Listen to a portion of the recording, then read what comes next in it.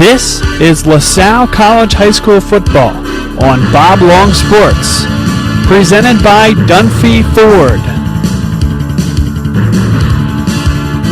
Flexibility still with the timeout. Playbook completely open. 29.3 seconds to go. Hand off to Cy Madden. Has room to the outside. Cuts inside. Another touchdown for Cy Madden.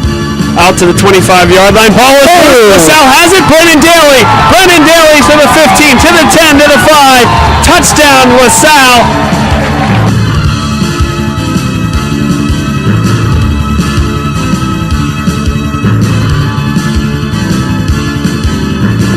Good evening, everybody. Welcome into Plymouth Whitemarsh High School. This is LaSalle College High School football live on Bob Long Sports. With Bob Long, we have Jason Bempah here. He was there last week with us in Baltimore, Maryland. And then Rob Stott, who has returned from Germany. Rob, welcome back. It's great to have you, my friend. It's nice to be here and a little refreshed after getting some good Wiener Schnitzel. There you go. And some beers in Germany, so refreshed and ready to go. Well, great to have you back. And, guys, this is a big game here, a non-league game between the LaSalle Explorers out of the Philadelphia Catholic League and, of course, Malvern Prep, the Friars, out of the Interac. Malvern Prep had a big game last week. They take on St. Augustine and won that game 27-7 behind 140 yards from O'Shawn Allison. Rob, you remember last year, this was a game that these two teams played at Franklin Field in downtown Philadelphia. Allison was hurt for that game. Didn't matter for Malvern Prep. They were able to win that game nonetheless. But LaSalle going to see Allison this year at full health and full force, and he is a special athlete. Yeah, he's an all-around kind of player for Malvern, so it's going to be a tough task for this defense. It'll be interesting to see sort of how they handle him. But a lot of other weapons to look out for tonight, so it'll be a good game for both sides, I think. Yeah, Drew Gunther, the quarterback for Malvern Prep, replaced Kevin Doyle midway through last year. Doyle was a four-star recruit at the time, but a little bit of inconsistency is what we hear the reason for that change in the middle of the season. Doyle has since transferred to St. John's College High School in Washington, D.C., looks bound for perhaps Ole Miss next year, but Drew Gunther has come on, done a great job for this team, and now is fielding some offers himself. Now we talk about the LaSalle team, and I'll turn to you now, Jason. This is a team that last week lost their starting quarterback, Isaiah Jones, for an unspecified period of time, and now we're starting to hear maybe hopeful prognosis that sometime before the end of the regular season, we may, in fact, have Isaiah Jones back on the field. Yeah, it's not going to be tonight. Yeah, definitely not tonight. But it's pretty unfortunate. Isaiah went down in last week's game. It's a leg injury, no further details on that, but he hopes to be back before the end of the regular season. But we have Danny Selecki holding it down right now, so we'll be good. Danny Selecki, a senior quarterback who came in last year and played some good snaps, threw for 150 yards on 11 completions. So, did a nice job in terms of coming in, staving off what could have been a chaotic period for the Explorers and hung in. It was a tough McDonough team that they played. They lost 21-9, but Selecki came in and did a nice job. And we're also going to see Brett Malley out of the Wildcat as well, and he provides some looks, Rob, that it can make it difficult on a defense. Yeah, it's kind of a tough situation. Last week you lose Isaiah. You're not really prepared for that. But now with a week of practice under them, it'll be nice to see how these guys come out and, fully prepared for a game like this. So I think we'll see hopefully a better showing than we did last week. But it'll still be fun to kind of see how that change of pace happens between the two different quarterbacks. Guys, we had a commitment from the LaSalle Explorers recently. Colin Hirschman elected to play his football at Towson University, so congratulations to Colin. A big force on the offensive and defensive line for the Explorers. And coming into a game like this, it's important that defensive line is firing on all cylinders because Malvern Prep has some size on the offensive line, and they got a guy in Drew Gunther that can do a lot of great things with the football. The weapons on the outside, you're going to look for number 5, Quincy Watson, as well as number 14, Ryan Iacone. Those guys can really do a lot of things, and both of them had huge games and touchdowns against St. Augustine last week for Malvern Prep. Bob Long, Rob Stott, Jason Bempah alongside. Rob, give me your key to this game here tonight. I think it comes down to that quarterback situation. It's a like I said, a full week of practice for these guys. So I think managing the pace of play, maybe switching it up, keeping Malvern off balance with the two different quarterbacks running different kinds of sets out of the backfield. But how do you replace Isaiah Jones? That's what the key to this game is to me. Jason, what's your key for tonight? I think it's important for the defense to play really well tonight, considering we're playing with a backup quarterback, so the defense can do their job. I think LaSalle has a very good chance tonight. All right, that is our view from the booth here tonight. We'll now take you to the field. We'll take a break and come back after the playing of the national anthem for kickoff here on BLS. You guys able to give us a little more room down here? You guys slide a little bit? Dunphy Ford is Mayfair's neighborhood Ford store. Nobody knows your neighborhood like Dunphy Ford. Nearly 40 years. Right here on Frankfort Avenue. Generation after generation. Our neighbors continue to be our customers. We have access to the cars and trucks you want with financing you need. Dunphy Ford is Northeast Philly's first choice for America's #1 brand. 7700 Frankfort Avenue in Mayfair. Online at www.dunphyford.com. Come experience the Dunphy difference. You'll be glad you did.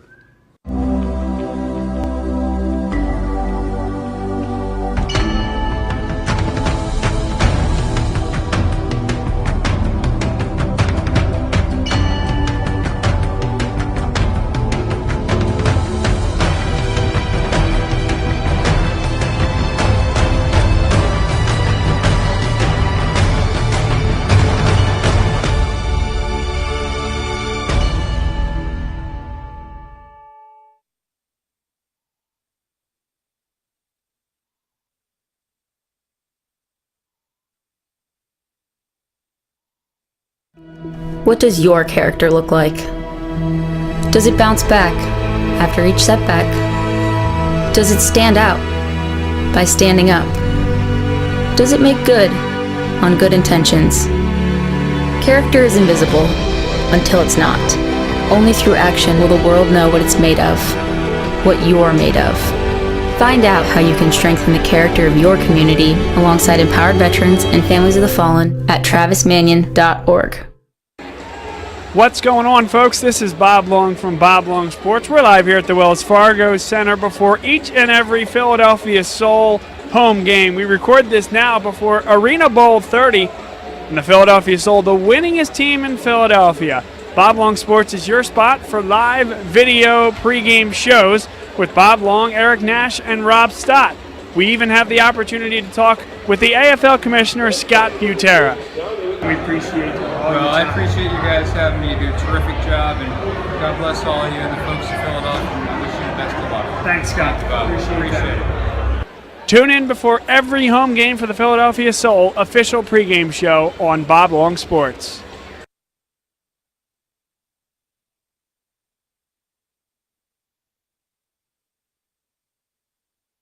Dunphy Ford is Mayfair's neighborhood Ford store. Nobody knows your neighborhood like Dunphy Ford. Nearly 40 years. Right here on Frankfort Avenue. Generation after generation. Our neighbors continue to be our customers. We have access to the cars and trucks you want with financing you need. Dunphy Ford is Northeast Philly's first choice for America's #1 brand. 7700 Frankfort Avenue in Mayfair. Online at www.dunphyford.com. Come experience the Dunphy difference. You'll be glad you did.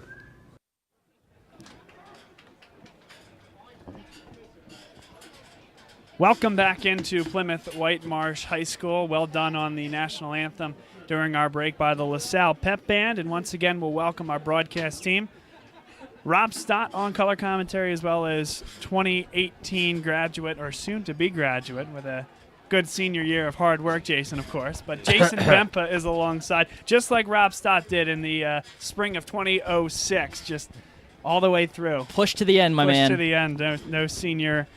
no senioritis. And I am Bob Long here alongside, and it will be Malvern Prep, the Friars dressed in white, to receive the opening kickoff. And then for LaSalle, it'll be number 18, Daniel Karish, to kick it deep from the 40.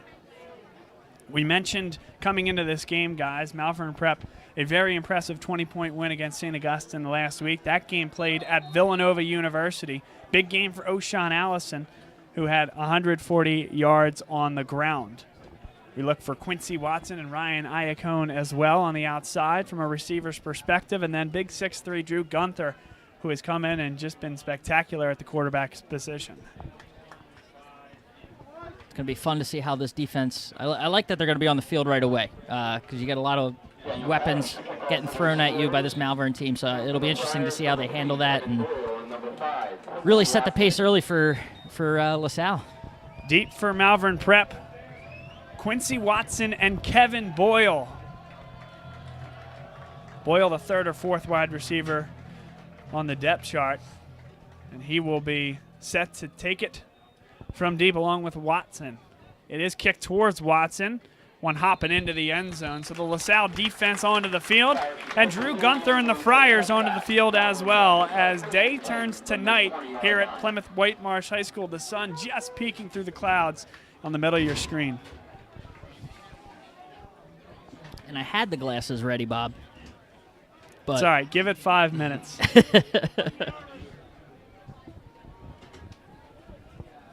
The defense of LaSalle.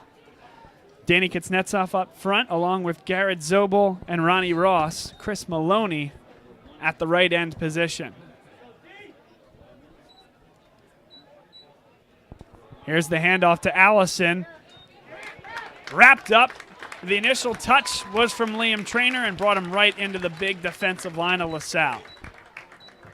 That was excellent penetration on the first play by Traynor to get through and break up that play in the backfield, and just the rest of the Explorers saw the opportunity and swarmed Allison and held him to nothing. Liam Tatlangari started the game at linebacker. Now he comes off the field, and it's Daly as well as Lemke and Traynor. This time Traynor again along with Kuznetsov in there on the stop. Another draw up the middle. Yeah. And Allison in there for about 3 yards. Yeah, early on, that's exactly what you want to see from LaSalle's defense.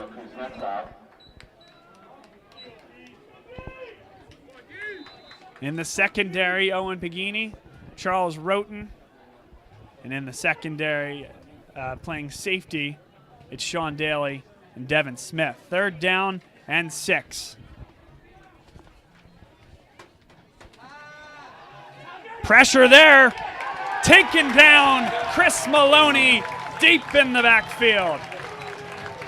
That was excellent penetration there by Maloney, coming through on a big 3rd down play early on here and pulling Gunther down for a big sack. Great drive by the LaSalle defense. Way to set the tone. And that time, as impressive as the crash was, but to hold on to him there, Gunther was close to getting away, but really running it to that side, and they were looking to pass, obviously. Here's now the long punt. Good punt right out to the midfield stripe, and Holland takes the fair catch there. The Explorers onto the field on offense. But really, that roll came right into the pass rush of LaSalle, who pinned their ears back and rushed on the outside. It was nice. That was that whole drive, those first 3 plays. You know, that's exactly, you described it best there, Bob. They pinned their ears back and came running right at Malvern. You know, getting into the backfield on almost all 3 plays. And now you get an opportunity to kind of tilt field position in your favor here early on for the Explorers, and we'll see how they take advantage of it. And in the middle of your screen, you see Maloney, number 72, line up as the left tackle. It's Danny Selecki, the quarterback. Handoff to Keeles. Keeles gets a couple of yards, but was contacted in the backfield, so that inhibited any progress he could have really made. He's actually lucky. I think it looked from our vantage point like Malvern got through the line pretty quickly, so it was a nice job by Manny to juke and jive and even fall forward for a couple yards there. 2nd down and 7. Under 10 minutes to play here in the first quarter. Still scoreless. Danny barking out some orders. They do give it again to Keeles. Strung out pretty well by Malvern Prep and run out of bounds at about the line of scrimmage. Good defense from the Friars to stay with their assignments and make the play. Interesting to see what Sal's going to do on this 3rd down. Maybe a Danny Selecki pass right here. Looks like a gimpy Malvern player in the secondary. Number 8, 9. Can't. Yeah, that's Cole McCabe. He's going to stay in there, though. He was one of the keys coming into the game. Keith McGuire will also be out there in the linebacking core, and it's number 8 there on the right-hand side of the defense. Still gimpy. 3rd down and long. Selecki straight back, throws over the middle. Good catch there by Traynor. It'll be close, and it is enough for a 1st down by a yard. Trainer settling right into that soft linebacking core right now. Great find by Selecki on the third down. Pretty good catch by Trainer as well. Heck a little of a grab. bit behind him. Heck of a grab.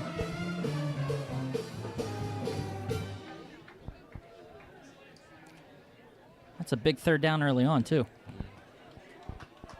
LaSalle now continues to move in Friar territory.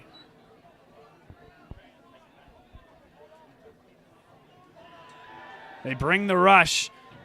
Tipped up, and it's caught. No, dropped by Malley. Malley had both hands on it. Probably better for the Explorers that he didn't catch it. Yeah, definitely better that he dropped the ball. That would have been a loss. Rather see him swat at it and just spike it to the ground rather than even try to attempt for the catch, but lucky it hit the ground anyway. Very risky pass. 2nd down and 10. Like the play call because you see Malvern has been rushing hard early on here, so just not enough air under the ball by Selecki there. And Selecki, a historic start here tonight for the Explorers, and we'll explain why after this play. Handoff, no, given to Holland. Holland cutting across the middle on a strike from Danny Selecki on the crossing pattern. It was a heck of a pitch and catch. Selecki to Holland. Holland making a couple moves into the secondary and picking up a good chunk of yards, getting the Explorers set up right at their own right at the Malvern 15. Yeah, great pass by Selecki. Him and Troy have chemistry back from freshman football. Oh, look at that. And now you're either going to have offside drawing or you will have a false start, and that's exactly going to be the call. The movement up front by the LaSalle offensive line will take him back 5 yards. Now, Jason, great point about that chemistry that Holland and Selecki had. Holland had only one catch against North Penn when Isaiah Jones started that entire game. Last game against McDonough, there was clearly that chemistry. Holland had 5 catches against the Eagles. Yeah, Isaiah, he tends to spread the ball around a little more, but Selecki's already comfortable with Troy, so you can look to him to throw more passes to Troy tonight. And he's at the bottom left of your screen right now, Holland. Selecki rolls that way. Good block by Keelis, and now Selecki's taking off with it. He'll get about those 5 yards back, and it should be 2nd and 10 from that original line of scrimmage. Good decision by Selecki there. Shows kind of the veteran experience of being a senior. He's not going to force the ball in there to anyone. He's going to, when he sees that everyone's covered downfield, he'll tuck it and pick up as much as he can on his own. First offensive drive for the LaSalle Explorers. 2nd down and 10 yards.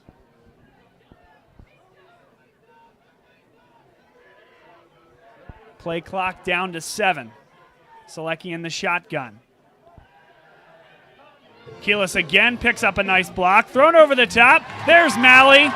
Knocked out of bounds just shy of the goal line. Sat down in the zone defense. And a solid find there from Selecki. That was excellent touch by Selecki on that pass right over the defender's hands into Malley's arms and setting the Explorers up right at their own at the 2-yard line. Yeah, another great pass by Selecki. He shows what he can do with a week of practice.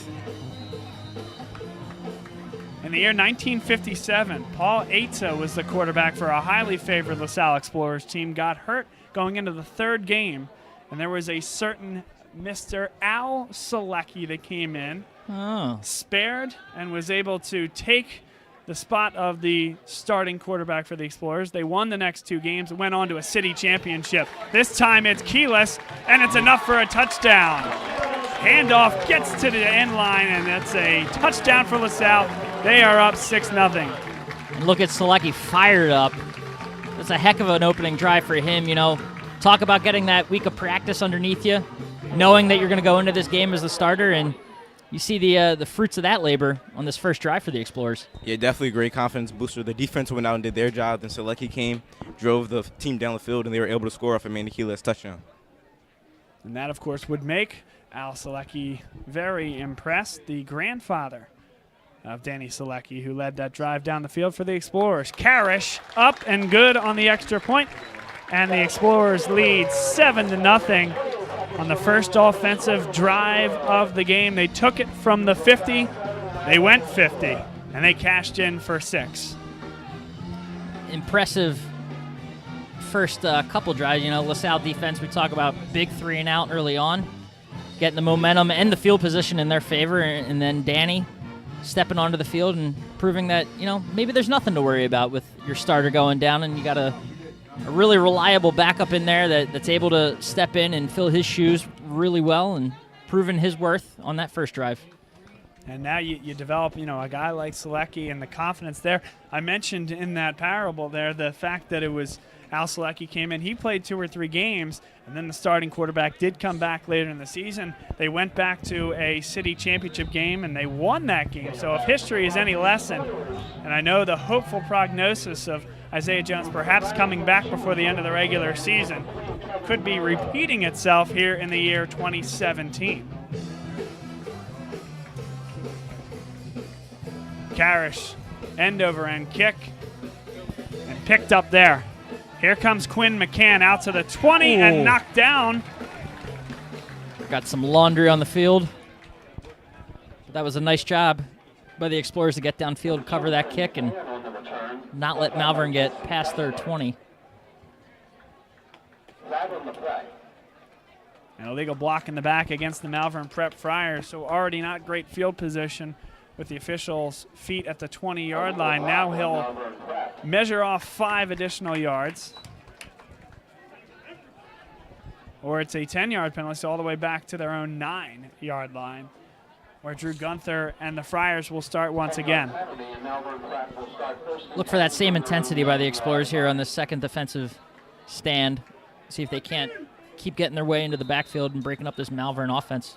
There's 2 receivers to the near side of your screen. Roten and Sean Daly will be in coverage. And they look to go that way. They throw over the top, and it's caught. Knocked out of bounds. Ty G. Leach there Late with flag. the catch, and a late flag comes in as well.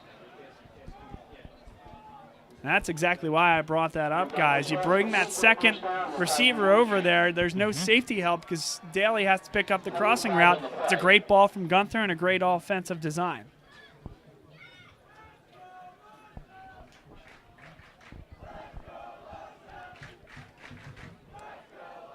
And a sideline warning against LaSalle. That's what you like to call a nice first warning, and I don't think they'll do that again. So if that were to happen again, it would be a penalty against the Explorers. Guys better stay back behind, what's it, that red line, right? But not, you know, talking about going back to that pass real quick, not the kind of broken coverage you want to see on a first deep ball by Malvern for the Explorers there, so you need to tighten up that coverage on the outside. Oh, hey. A false start on the outside there. Someone was ready. There is a track surrounding this field, Rob. He was getting going on his 100-yard dash sprint. Heard the gun go off. Do you guys notice no markings on the track? Yeah, no lanes? that's different this year, correct? Well, if I remember right. I mean, yes, it's different, but they have a lot of time until track season. Yeah. My understanding or my estimation is that they probably refinished it. Okay. And then we'll get it going for track season. Yeah, I didn't even notice till you mentioned it.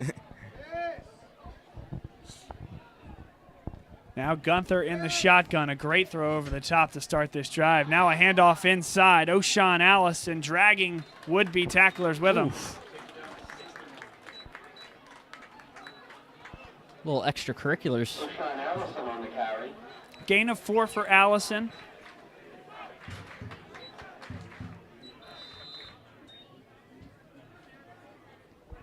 Second down and 11. 6:50 to play. First quarter, 7-0 LaSalle. Gunther takes a high snap, rolls away from Tresher. Oh. Good throw there, caught. And it'll be Quincy Watson walking to the end zone. Devin Smith looked like he tripped up over himself. Left Adam wide open. It was just a nice pitch and catch between him and Gunther, and that after that it was just off to the races. Yeah, Devin Tripp leaving the receiver wide open, giving him the opportunity to score. So now Malvern Prep answers on their second drive of the game.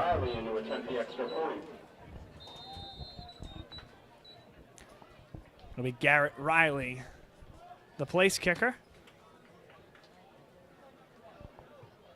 Low kick, but does the job. 7 apiece here from Plymouth Whitemarsh High School. And we will take a break here.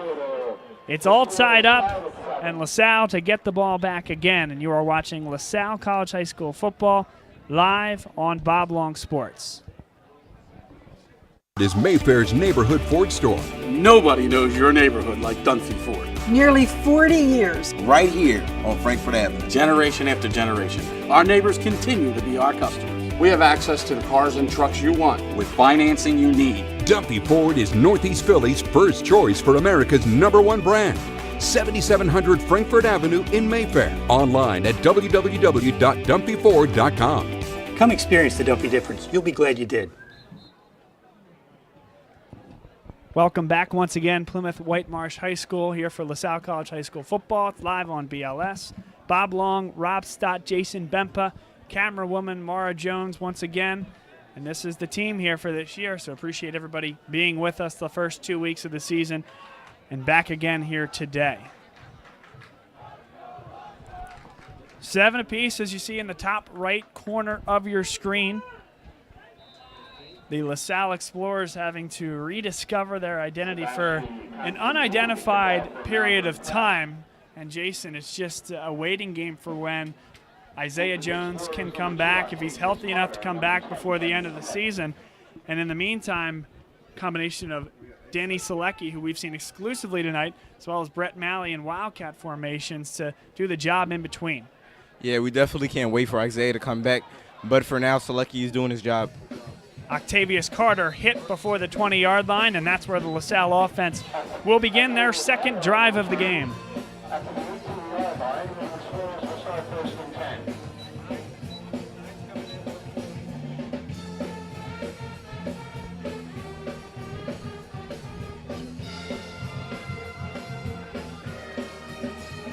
And there they come onto the field.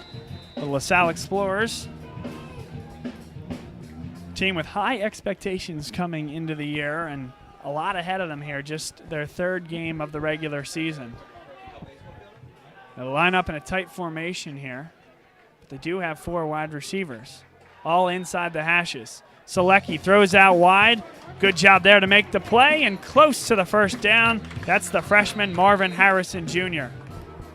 Gotta love calling that name on Bob Long Sports. How about that? How's that sound? Marvin Harrison out of the wide receiver, connecting with Danny Selecki and picking up a nice first down.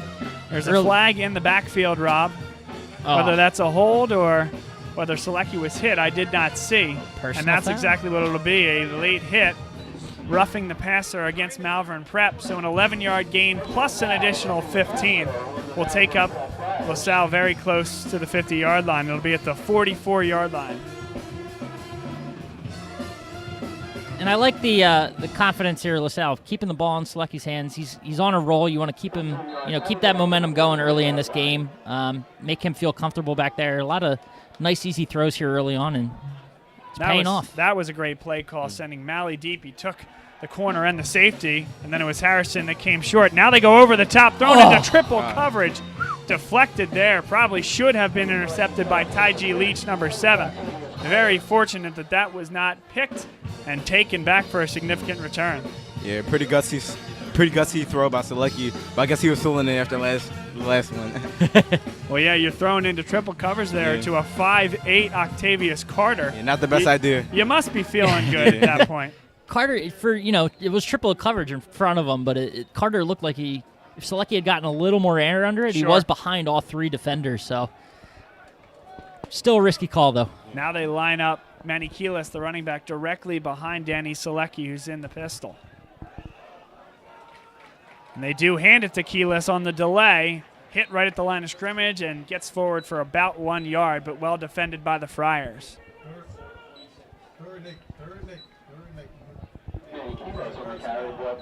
6 minutes exactly remaining in this first quarter. We're halfway through here at Plymouth Whitemarsh High School. Too early to ask where people are watching from? It's not. Go for it, Rob. You know what to do. Tweet us. Let us know where you're watching from, and we'll give you the shout-outs at Bob Long Sports all night. And that game is called? Where You At? Where You At? 3rd down and 9. Selecki in the shotgun. Pressure there and batted down emphatically. Number 5, Quincy Watson, playing on both sides of the ball. And now he'll turn around and go right back on the field on offense thanks to that defensive effort. Heck of a swat. It looked pretty powerful. I actually would have liked to have seen Selecki maybe go for a juke there, a little pump fake, get the guy to jump and have him go by you, but he did a great job to cut down the angle, though, did Watson, because LaSalle was designing that play that way. It was going to be a screen as Keyless feigned the block and then went out for what a would-be reception. Now a short kick from Karish and lands out of bounds at about the 30. That may tick up a few yards based upon where it actually crossed that threshold. Yeah, that punt was very close to being blocked. And a really nice job by the rusher from Malvern Prep when he got close to not run through Daniel Karish. Prevented the penalty. That's right. It's well done on all sides. 7-7, 5:28 to play first quarter. LaSalle against Malvern Prep, and Drew Gunther back out onto the field. Keith McGuire goes to the outside alongside number 7, Taiji Leach. High snap, corralled, and O'Shawn Allison right up the middle. LaSalle's doing a nice job keeping them contained when they go up the middle there, but Allison's able to fall forward for it looks like 3-4 yards. Give Lemke credit for the tackle. Yeah. It looks like number 3, Frank Joyce, subbed in for Charles Roten, no defense. 2nd down and 6. 2 receivers to each side. LaSalle, no safety help. Oof. It's picked. It's right up in the air. Almost intercepted by Sean Daly. Look at the pressure by Brennan Daly, who forced that deflected throw, and it was almost his brother Sean Daly. Well, he had the best shot at coming down with it. Jump ball. Just no one could come down with it. So close. Excellent job on the blitz by LaSalle, forcing that ball out early and just breaking up that play before anything really got going. Yeah, they could have really used that one. I said no safety help. Well, I wasn't kidding, because they brought everybody. Still one-on-one on the outside. Gunther throws it into the flat. Here comes O'Shawn Allison making Lemke miss. It'll be close, and he looks a yard short on 3rd and 6. Allison a gain of 5. Yeah, Lemke attempted to make the initial stop, but he couldn't, and O'Shawn was close to the first down. And are we staying on the field? Drew Gunther, number 11, still out there, the quarterback. And if you're Lemke, if you're going to be shook like that, you want to have that outside plant foot toward the sideline so that you force Allison inside, and that's exactly why they were able to make the stop. 9 seconds on the play clock, perhaps a hard count. They do snap the ball. Allison wrapped up. Yeah. Not going to get it. Turnover on downs. Yeah, that was very important for LaSalle defense. 4th and 1. It's a pretty big play in the first quarter, and they showed courage, showed toughness, and forced a turnover. Rob, I know you were impressed by Malvern going for it. The Riverboat Rob effect. I tell you, that is an aggressive call, but you're trying to take control of this game, and if you get that downward push, all of a sudden you're still driving. So risk-reward there. Malvern had shown early on that they could, like I was saying earlier with Allison, even if they were stuffed up the middle, he's able to fall forward for 3-4 yards at a time. So you're feeling good based on past runs this game, but LaSalle doing a nice job there clogging up the middle, really penetrating through the middle and breaking that play up in the backfield. Now the play clock all the way down to 4. And a timeout called by LaSalle. So that's too much hype on the sideline. That's inexcusable. Too much hype on the 4th sideline. and 1. You know they're going for it. You know that you're expecting a stop, right? Exactly. Yep. They definitely not should ready have to go out on the field. Yeah, they definitely should have something ready right there. They shouldn't have to burn a meaningful timeout so early. They burned that timeout with 3 minutes and 58 seconds remaining in the first quarter of what's the home opener here. If you can believe that, Rob, we have the home opener for LaSalle on September the 9th. And guess when senior night is? Tell me it's like next week. It's September the 29th. Oh, 2 weeks. It's crazy. 3 weeks, as it were. 3 weeks. how this guy got through LaSalle. I know, that's a great question. Just I ask kidding, myself that every day. LaSalle now will start their third drive offensively of the game, and great starting field position. Their first drive, they started from the 50. Here comes a bubble screen, and it's going to be a lateral. Keyless to the outside. Great pursuit. Wonderful play by Keith McGuire coming out of the linebacking core and chasing the speedy Keyless down. Like the trickeration there. Just took a, watching it develop, it kind of took a while. Everything was kind of these big looping motions, and it just gave Malvern too much time to get to the ball and break that up before anything could really happen. All that said, Rob, if McGuire doesn't make that tackle, there's a block to the inside, and he's got a lot of running room. Yeah, definitely. Give credit where it's due. Great play by McGuire. Here's Keyless. Oof. He met a wall there, and again it was McGuire on the tackle at the middle linebacker position. Bruising. Third down and 10. Bruising 2 yards. All right, Jason, what do you call on here? A deep throw Put to you on Troy the spot. Holland. There you go. When in doubt, throw it deep, right? Put it up there. I could also see some sort of draw play here, Rob, because just like Malvern Prep went for it on fourth down, if you get 4, 5, 6 yards back, you could be looking at the same thing for LaSalle. 5 on the play clock. Here's the handoff to Carter right up the middle. Big gash. Enough for a first down. Excellent blocking up front. It's a great run by Carter, but give some love to that offensive line. They did a great job opening that hole. You caught it, Bob, with the draw, and a huge first down there for LaSalle. Yeah, my guy Octavius with the big run on third down, giving them the first. Shout out to Octavius. I appreciate the credit, Rob. That is not a draw, just a straight handoff, but on an obvious passing situation where you think you might go for it on fourth down, there's some value there. Because Malvern coming with the pass rush there. Handoff to Keyless. Cuts inside. Good little gain for Keyless. A gain of 5 up to the 16-yard line. And now we'll tick under 2 minutes. But first a stoppage on the field. It looked like there was an injury, but it's good to see number 76, Kevin White, off the field for Malvern Prep. White, one of the defensive linemen, came up a little bit gimpy after that play.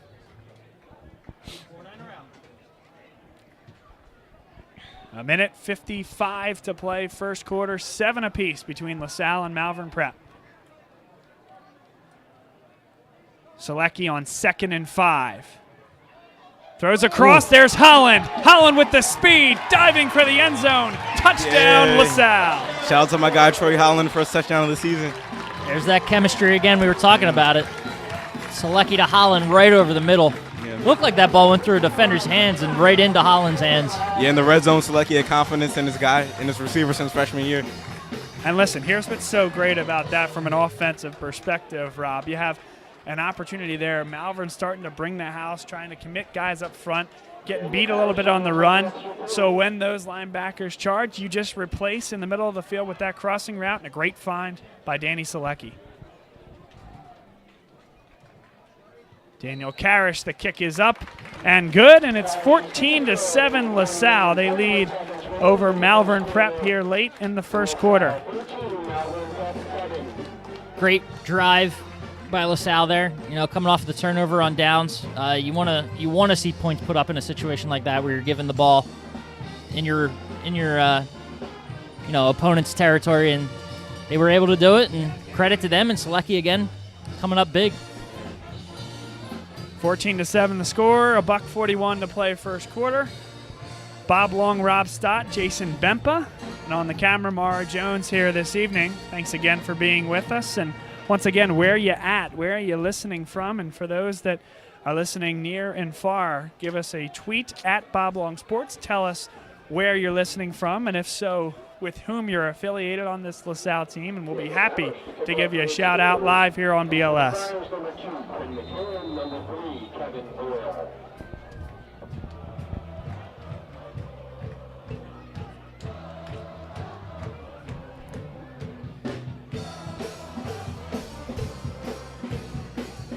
Here's Karish. Toe meets leather. And a nice booming kick all the way into the Colonials end zone and through it. A touchback, and the LaSalle defense once again back on the field. Yeah, I think this possession right here for the defense is really big. Coming off the score, seeing they can get a stop, try to get the Explorers the ball back in good territory. While we got a second, we'll give a shout out to some faithful listeners we got. The Zobel boys' grandparents coming in from Clarkston, Michigan. Gotta love that they hang in there with us every week and tweet at you every week, Bob. Yes, sir. They are faithful tweeters, and we cannot appreciate that anymore. It's folks like yourself and the many others that listen every week that get us back in the booth doing this every week. Almost caught, hit the ground. Nice effort there by number 12, Isaac White. Almost came down with it, but a good block up front by the defensive line of LaSalle.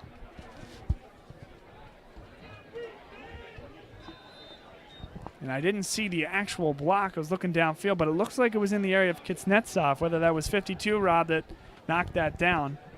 Our boy, getting ready for hockey season. Every time. Every time.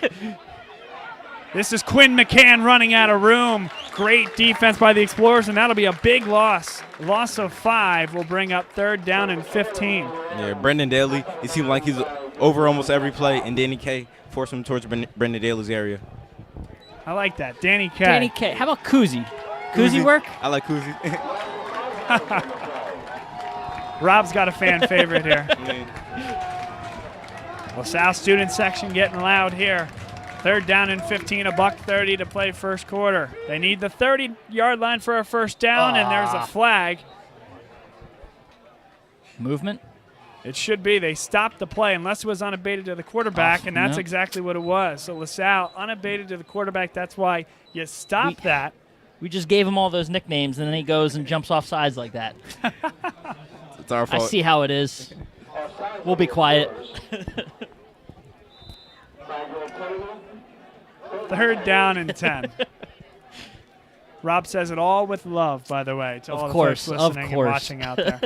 3rd down and 10, they still need the 30 for a first down. Empty backfield, deep shot, and thrown out of bounds. He was looking for Quincy Watson, but a bit too much air from Drew Gunther, and LaSalle once again comes up big, a 3-and-out. Yeah, the defense is looking really good tonight.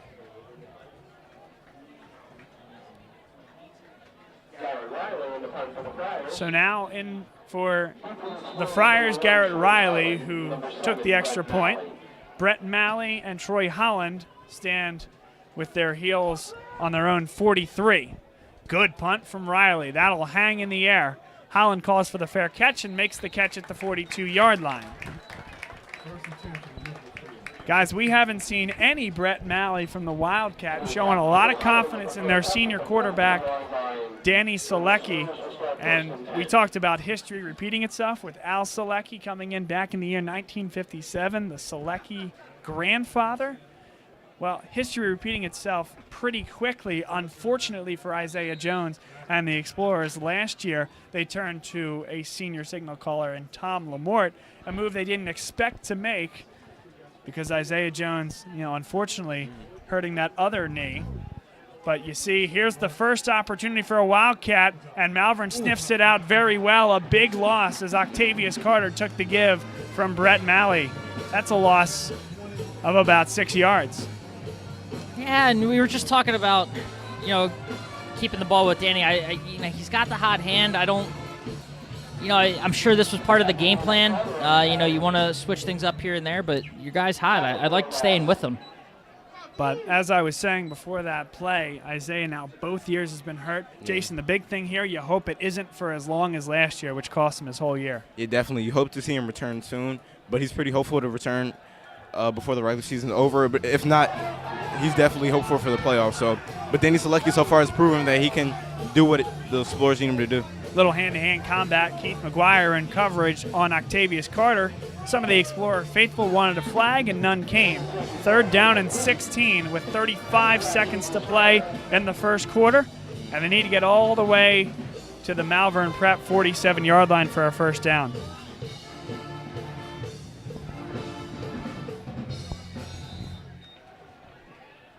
What's the call here, Jason? What do you think? You taking the shot, or you keeping a little conservative and punting it away? I think he has to take the shot. It's necessary. Go big or go home. Man, I got 2 Riverboat guys next to me here. Let's see what shot they take. Selecki has lots of time, fires over the middle.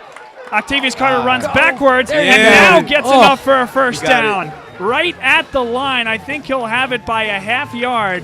Whew. Man, my guy Octavius Carter, undersized, but made another big play tonight. Him and Troy Holland. And he's making us all nervous. Yeah, I know. He Had it, looking to juke and jive and almost gave forward, it up. But instead, no, he decided I'm going to make this entertaining, and entertaining he made it. A big first down completion. Maybe a little too shifty for his own good. Keyless shifts, tries to get past the initial would-be tackler, and gets back to the line of scrimmage. Not bad, because you had 2 Friars in the backfield before he even touched the ball. Yeah, not much able to get going on the ground quite yet. I mean, we saw Carter had that one big run early on, or I'm sorry, not early on, last drive. But, you know, haven't really needed it. Danny Selecki coming in and stepping up big tonight for the Explorers and putting the team on his shoulders and you know, here in this first quarter. So an impressive first quarter for him, and one that's got to make you feel pretty confident in your backup. Yeah, he definitely deserves a lot of credit. There's probably not a lot of people expecting him to come out and do what he did so far, helping put up 14 points in the first quarter. Pretty impressive. And that was the end of the first 12 minutes of play. A beautiful sky here at Plymouth Whitemarsh High School. Just a perfect fall day, Rob, I tell you. Maura's shot doesn't do it justice. It looks great. Sure she it does. No, I don't want to hear it. The camera, not the person behind the camera. Understood. The camera itself. Understood. You got to see it in person.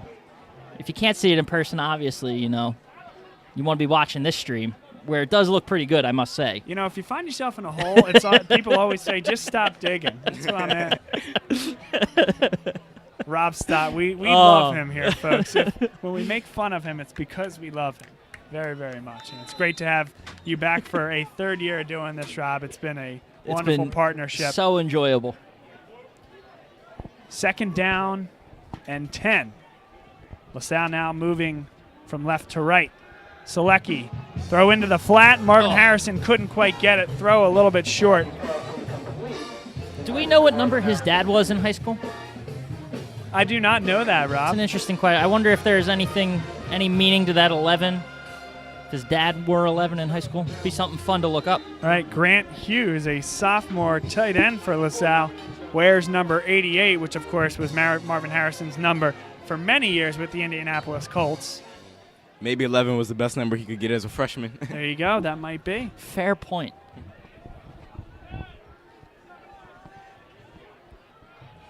Third down and 10. Jason says take the shot. I don't even have to ask him. I know that's what he's thinking. Selecki going to come up a little bit short. 4th down and 3 upcoming. It'll be from the 39-yard line. And, guys, I think that's a play you run expecting to go for it if you get 6 or 7. And that's exactly what they got. That's exactly where the offense stays, right in the middle of the field. Yeah, seeing the run by Selecki, it shows that they're probably going to go for it on 4th down. And they're out here right now going for it. I'd like to see the shot right now. Selecki in the shotgun. Malin Keyless on the outside. Also keep an eye on Holland here on the near side. They're committing the linebacker up, Leach. And there it is. That's the shot. Holland drops the football. No. Holland. Oh. No. I think the look here, he might have been playing for a deflection off of the defender's hands, but fell right into his lap, right through his lap. Yeah, it's on a play like that when you hear what my 2 color commentators said, that you know which school contracts us to do what it is we do. Yeah, everything went right on the play except the catch wasn't made. He was wide open, but that was a very good throw, and it was just a little bit of the hand in the face there. Yeah. That ball was not tipped, but went just over the fingertips of the corner, and that is just distracting enough. Now ball is dropped. Kevin Boyle on the outside. They were looking to get the screen going, and McCann was trying to set up blocking downfield. Kind of lucky, I think, that ball hit the ground because he had 3 Explorers just charging at his face. I don't know that he would have gotten anywhere. I wanted that one so bad. Better talk to Holland in the hallways. Yeah. Give him some of that. Give him some of that stickum. Gunther pulls. Good throw on the outside, and the catch is made. That one a much more difficult catch, but Boyle brings it in.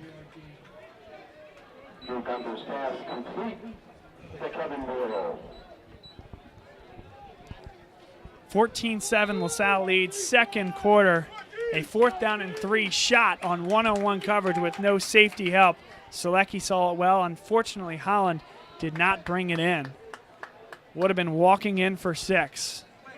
Now they do hand it off to Allison, and Allison is met there. Gets Netsov in there on the stop. And Zobel in there as well, double team by the LaSalle defensive line. And just like that, 3 quick plays, and LaSalle's defense gets back off the field. Yeah, the missed conversion or 4th down didn't come to bite them too bad. They're going to get another chance at it right here. Garrett Riley set to kick it deep. Troy Holland and Brett Malley. Low snap, and he's going to take off. Garrett Riley to the sideline and has enough for a 1st down. Well done by Malvern Prep. LaSalle was not ready for that. I'd say a gutsy call, but kind of, really catching the Explorers off guard. It's a smart call by Malvern and picking up a big 1st down. One they needed. LaSalle's defense got off the field. Now they come right back on the field for another series. And Malvern into LaSalle territory with the scamper from the punter, Garrett Riley. Empty backfield. Gunther, 5-step drop, throws over the middle. Good catch. Oof. Big time play over the middle, getting hit in the process by Devin Smith, but the play made by Daniel Garrity. Tight end. 6'4", making the play over the middle. Gonna say, big tight end coming up with a big catch for Malvern. That's a big time throw from 6'3" Drew Gunther as well. Standing tall in the pocket, starting to collapse around him. Handoff to O'Shawn Allison, gets off the first tackle and runs through one more. Taking down 3 Explorers all the way down to the 20-yard line. It was Sean Daly that eventually got the tackle. First time seeing O'Shawn really break through the Explorers front, getting into the secondary and kind of showing you what he can do. Yeah, to this point, LaSalle's defense has held up pretty well. Jason, I like Malvern speeding it up right now. Allison up the middle. Got about 2. We'll see if they keep the pace, Jason. Yeah, definitely. On this drive, they kept the pace up, and it's helping them move down the field versus Explorers.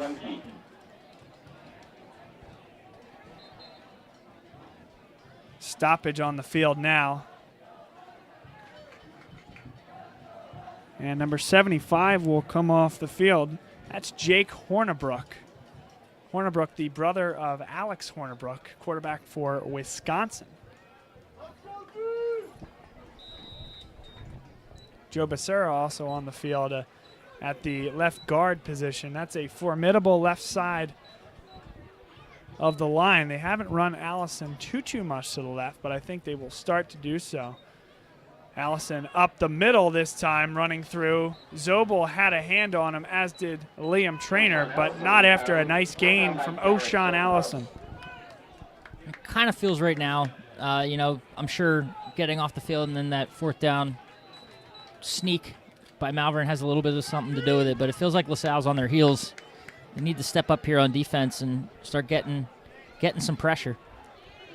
3rd down and 3. 8:36 to play, second quarter. The lob to the back of the end zone. Keith McGuire comes down with it. Touchdown, wow. Malvern Prep. And a flag comes in late. Yeah, that's been a struggle for LaSalle so far this season. Is the corners, they have trouble locating the ball occasionally. Looks like Jake Hornibrook, after the play, he looks somewhat culpable as he talks to fellow teammates. But how about going up and getting the ball at the high point by Keith McGuire? He's listed on the roster as a wide receiver, a running back, and a linebacker. He does everything for this team. And it was on Malvern, that flag. Referee coming over and having a discussion with the LaSalle coaches.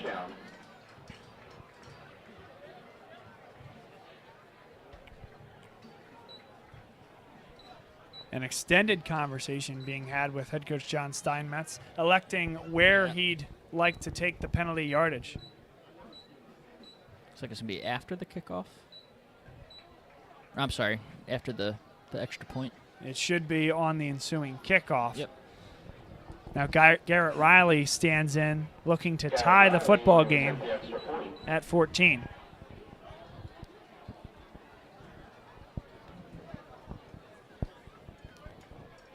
A touchdown scored with 8 minutes, 26 seconds to play in the second quarter.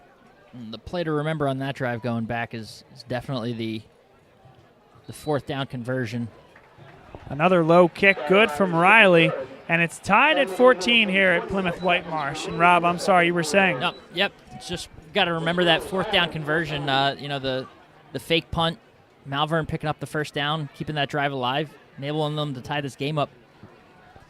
Is a big-time play. Special teams can win games like these. This is LaSalle College High School football live on Bob Long Sports. This portion of today's game brought to you by our partners at Dunphy Ford. Come on in and say hello to Kevin Dunphy and the rest of the Dunphy Ford team at 7700 Frankfurt Avenue in the Northeast. And they're a big part of the reason that we can do what it is that we do. Family atmosphere over there, certainly a big family here at LaSalle. And Kevin, being a LaSalle graduate, sent some children through LaSalle as well. So the family atmosphere really protrudes through everything they do. And, of course, allowing us to bring this product and extend the LaSalle family is something that Kevin and the rest of the team should be proud of to be part of. And hopefully we return the favor in all that you do for us. So thank you. And again, this portion of today's game brought to you by Dunphy Ford.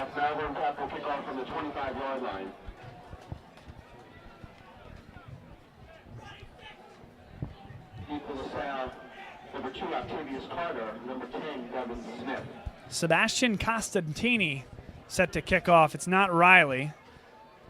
Good deep kick from Costantini. Takes Smith all the way back to the opposing 15, now up to the 25. Hit at the 30 and dropped there. So Costantini, how about that boot? It's a nice one. Yeah. Almost back to look like the 5-10 yard line. Yeah, that was It was great. about 15. 15. All right, Jason, so you're the offensive coordinator for a day. Yeah. What do you say here? LaSalle's had a lot of success. It was unfortunately a drop that turned this game from being 21-7 back to 14-7, then the fourth down. So what are you doing, if at all, differently here? Yeah, it's unfortunate they had the big drop on fourth down, but they have to continue to put in the air. They had success with that so far. This one will be on the ground. Off tackle is Keelis. Keelis hit and stood up at the 37-yard line. Good gain of 7 yards. He's taken quite a few licks tonight, but I like the way he continues to run hard at this Malvern defense. Yeah, man, he's pretty tough, but he's taking a few hits tonight. Joey Burnham races off the field. What's that pitcher that used to run in from the Paul Coffey? Oh, yes. I'm thinking. Yes, Todd Coffey. Todd Coffey. Had that kind of look to it. Here's Selecki out wide to Malley. Malley runs out of room. And that'll be a loss. Big loss there of 2 to 3 yards. Will be third down and mid to long here.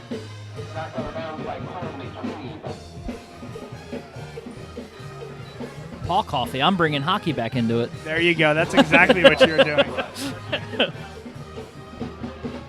My man was a little tired by the time he got all the way to the mound. Oh, gosh, imagine if you were playing in the old Marlins Stadium. You got to run from 430-some feet out. Got to see him do that when he was a national a couple years ago. Just sprints, full speed. 6 on the play clock for Selecki. Looks over to the sideline, trying to change the play quickly down to 1. They just get another it off. shot. Another shot. Holland, this time brings he made that it one. in. Yeah. Little redemption for our man on the outside. That one a much more difficult catch than the first one. keeping the feet in bounds as he left his feet. Came down at the 36-yard line of Malvern Prep. Way to spot that ball and just go up. Well, not really go up. He kind of fell down with it, but coming up with a big, big play there. Jason, your excitement was palpable, man. Yeah. That ball wasn't even in the air. You're calling it like Lane Kiffin when he was the offensive coordinator of Alabama, calling touchdown shots before the ball was thrown. Yeah, hopefully another one right here. Keyless up the middle. Good run from Keyless. Very strong into a pack of Malvern Prep Friars. Yeah, he is taking a lot of hits tonight, though. He's going to need some ice packs after this one. Keith McGuire in there on the tackle. Who else? But if Keith McGuire is making these tackles, that means that your running back is getting essentially into the second level. Which is a good thing. All the receivers inside the hash marks. Selecki takes off and nudged out of bounds. He did get a gain of about 1 yard. Nice job from Selecki. I thought he was going to get rid of it. And I thought maybe the more prudent of the two plays, but good job by Selecki. Now 3rd and short.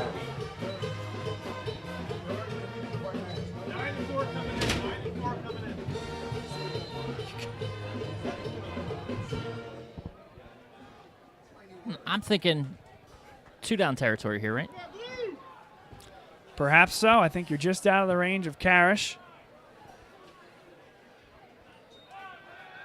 Ooh. Selecki running out of time and Oh, drilled. man. How did he hold on to that football?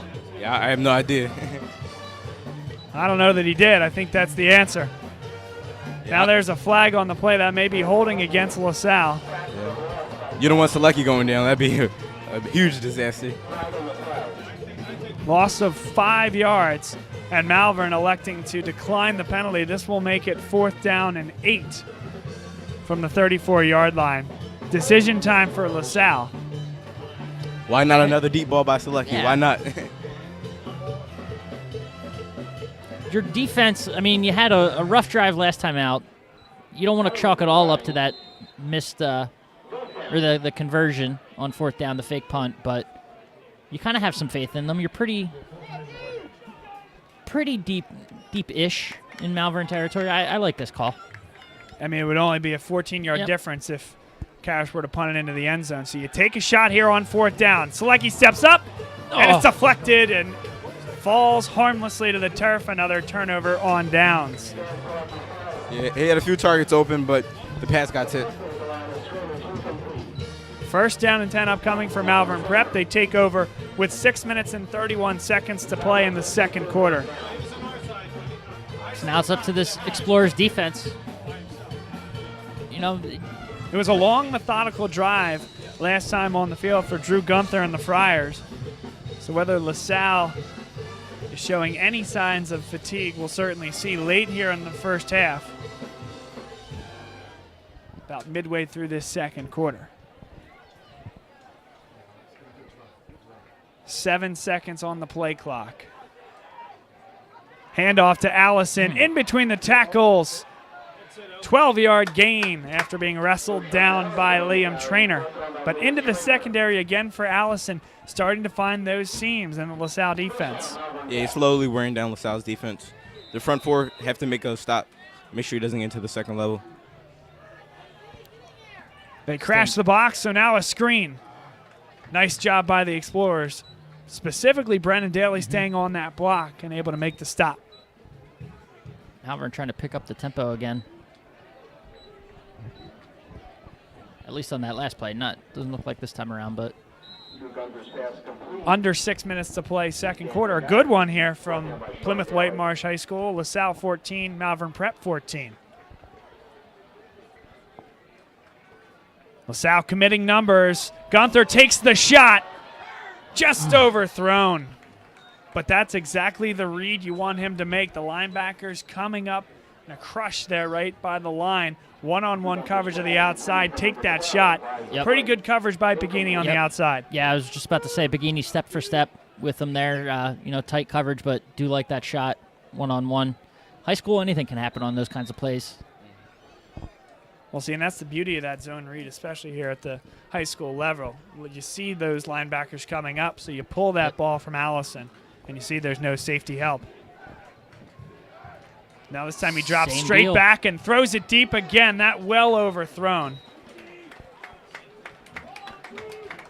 And now 4th down and 9 as LaSalle gets the stop they need.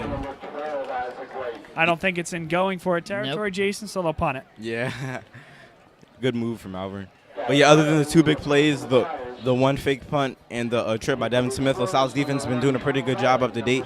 They really haven't let too many things get behind them. Holland and Malley deep. And this time he does let it go. A good long punt. Caught by Malley, no fair catch, so now he takes off.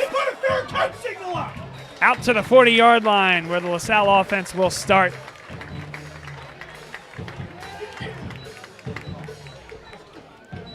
Danny Selecki back onto the field. 5 minutes, 28 seconds to play in the second quarter.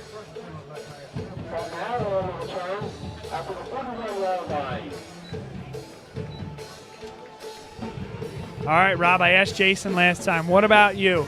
From an offensive perspective, what's been working? What do you advise they do on a drive like this? Just have 5 minutes and 28 seconds to go in the first half. Danny's been working. That's what I've seen so far. Selecki is, you get him on the move into some nice, easy pitches and catches or over the top. He's just been doing it all tonight, so I say keep it in his hands. Selecki pulls it from Keyless. Good run. Selecki keeps moving and is taken down at the 41-yard line. Boy, that's like a guy who's been running the read option his entire life. Yeah, Selecki, he's a real do-threat quarterback. Woo! He's got some deceiving speed there. You don't expect it from him, but he's able to do it. And guys, that's as late of a pull as you can possibly have. Now Selecki, this time the play breaks down in the backfield, and so sits down there.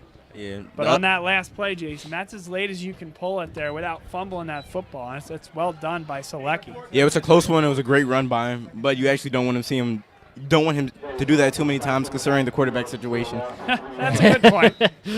That is a good point. You don't want him taking too many big hits. 2nd down and 13. 4:48 to play second quarter. 14 apiece here at Plymouth Whitemarsh High School.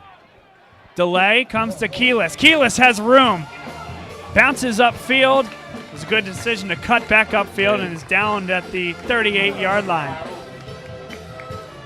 it's nice to see a drive here where the ball is moving on the ground for LaSalle.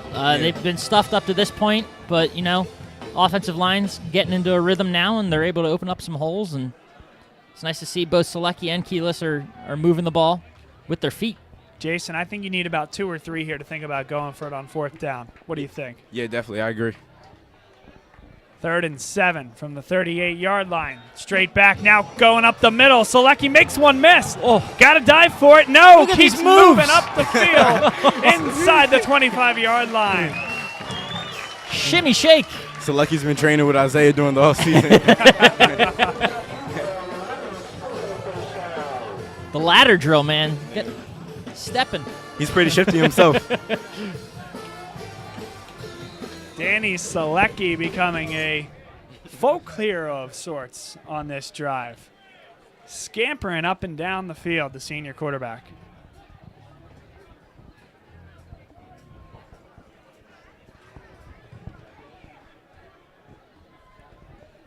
Seven on the play clock. Selecki.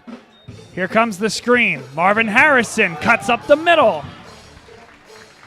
Good gain there of about 5 yards.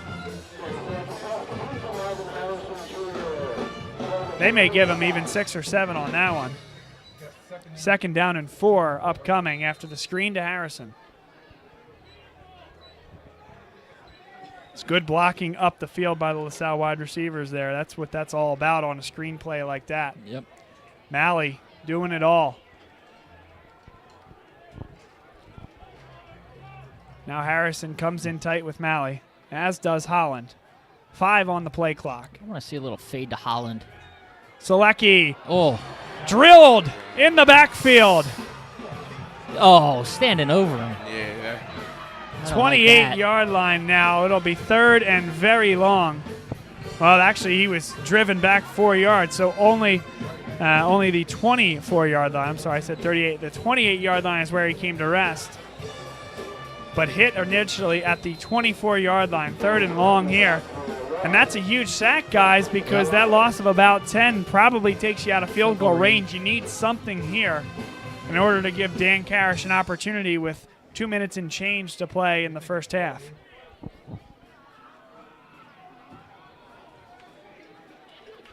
Three receivers to the far side. And a timeout. Burned by LaSalle. And they'll talk this one over. With that, we'll take a break as well. 14 apiece, 2 minutes, 4 seconds to play in the second quarter. And this is LaSalle College High School football, live on Bob Long Sports. Dunphy Ford is Mayfair's neighborhood Ford store. Nobody knows your neighborhood like Dunphy Ford. Nearly 40 years. Right here on Frankfurt Avenue. Generation after generation, our neighbors continue to be our customers. We have access to the cars and trucks you want with financing you need. Dunphy Ford is Northeast Philly's first choice for America's #1 brand. 7700 Frankfurt Avenue in Mayfair. Online at www.dunphyford.com. Come experience the Dunphy difference. You'll be glad you did. 2 minutes, 4 seconds to play. Second quarter here at Plymouth Whitemarsh High School, where LaSalle plays their home games. And it's 3rd down and 13 from the 24. Would be a 41-yard field goal if kicked from this yard line. Selecki looking to get some yards back, if not a first. Selecki takes the shot to the outside. Some holding out there. And there comes the flag, but he caught it in the end zone for a touchdown. LaSalle scores, and a touchdown by Sean Duffy, the senior tight end, at 6'1", moving through all the contact and coming up with the catch. I'm going to say a heck of a job by Duffy to fight through that contact. You know, a hand battle there. There looked like a flag. Touchdown's good, though. So just an excellent job by him to battle through that, come down with the ball, and turn it upfield and put points on the board for the Explorers. Talking about picking up a couple yards there to get back in field goal range, Bob. How about picking them up, all of them? That was big time.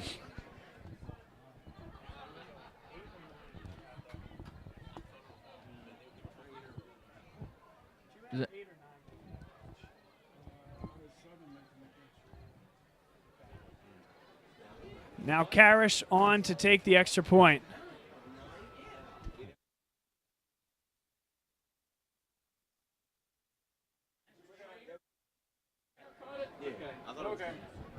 There are young eyes here in the press box. I am not one of them. So Jason had number 9, not number 8, making the catch. And that's Liam Traynor, the senior linebacker. So we certainly apologize to Liam there.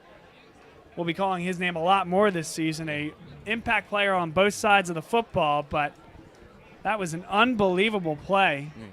Number 9, perhaps his jersey pulled, obviously. You saw the holding there to the point where you couldn't see the space on the right-hand side of the number where guess we got to apologize. The 8 versus the 9 would show up. Apologize to Duffy as well for giving him a touchdown and then just having to yank it right away. Yeah. Apologize for that. Both tight ends were on the field together, though, so it was easy to get them confused.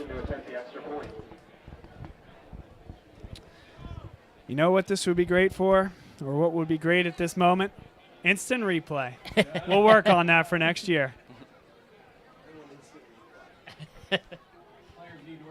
Carish. Kick is up, and it's good. 21-14, LaSalle leads after the big throw and catch. Danny Selecki standing in there. That was a 4th down conversion. Big time from the Explorers, and they take the lead. I said Selecki, he's been big all half, making big throw after big throw, and even running for a few this half.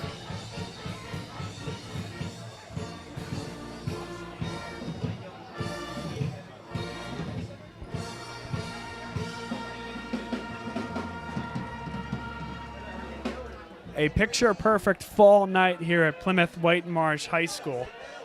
Dipping into the high 50s this evening as it turned from day to night. And this is football weather, gentlemen. Feels good. Yeah, it feels great out here tonight. Looks great. When the sun was setting, it did look great. So now the ball being pulled up to the 45-yard line.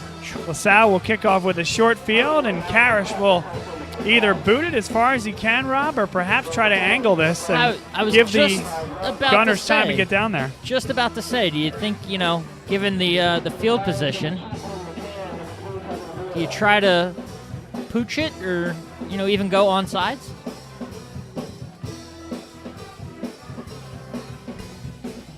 Karish.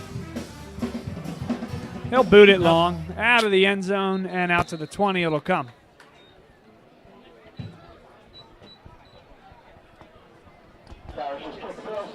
A minute 58 to play. Malvern Prep comes back out on the field, and we'll go to Jason on this one. This team has shown the ability for big hits, big strikes, and this LaSalle defense is going to need to be very cognizant of that and limiting the one-on-one matchups in the secondary. Yeah, it's definitely a big possession for Malvern going into the half. It's only a minute 58 left on the clock. They've had success both running and throwing the last few drives, so it'll be interesting to see what they do. Out comes Drew Gunther. Took over in the second half of last season from Kevin Doyle, one of the top quarterback recruits in the area, who then transferred to St. John's College High School. It's been Gunther's show all last year and this year, and LaSalle's going to take a look as they see what happened and see what formation Malvern comes out with. Now they'll talk about it in a timeout. I don't know if I would have liked to see them hold on to that timeout if they're able to stop Malvern here, but yeah, I was kind of thinking the same thing. 158, I mean, LaSalle that was their only timeout left, Rob. I don't know how much of the clock they could have held on to with one timeout. I don't think that's their idea at the moment. Yeah. And I think that's a good call not to go with that. So I think burning the timeout and getting ready for the possession is the way to go.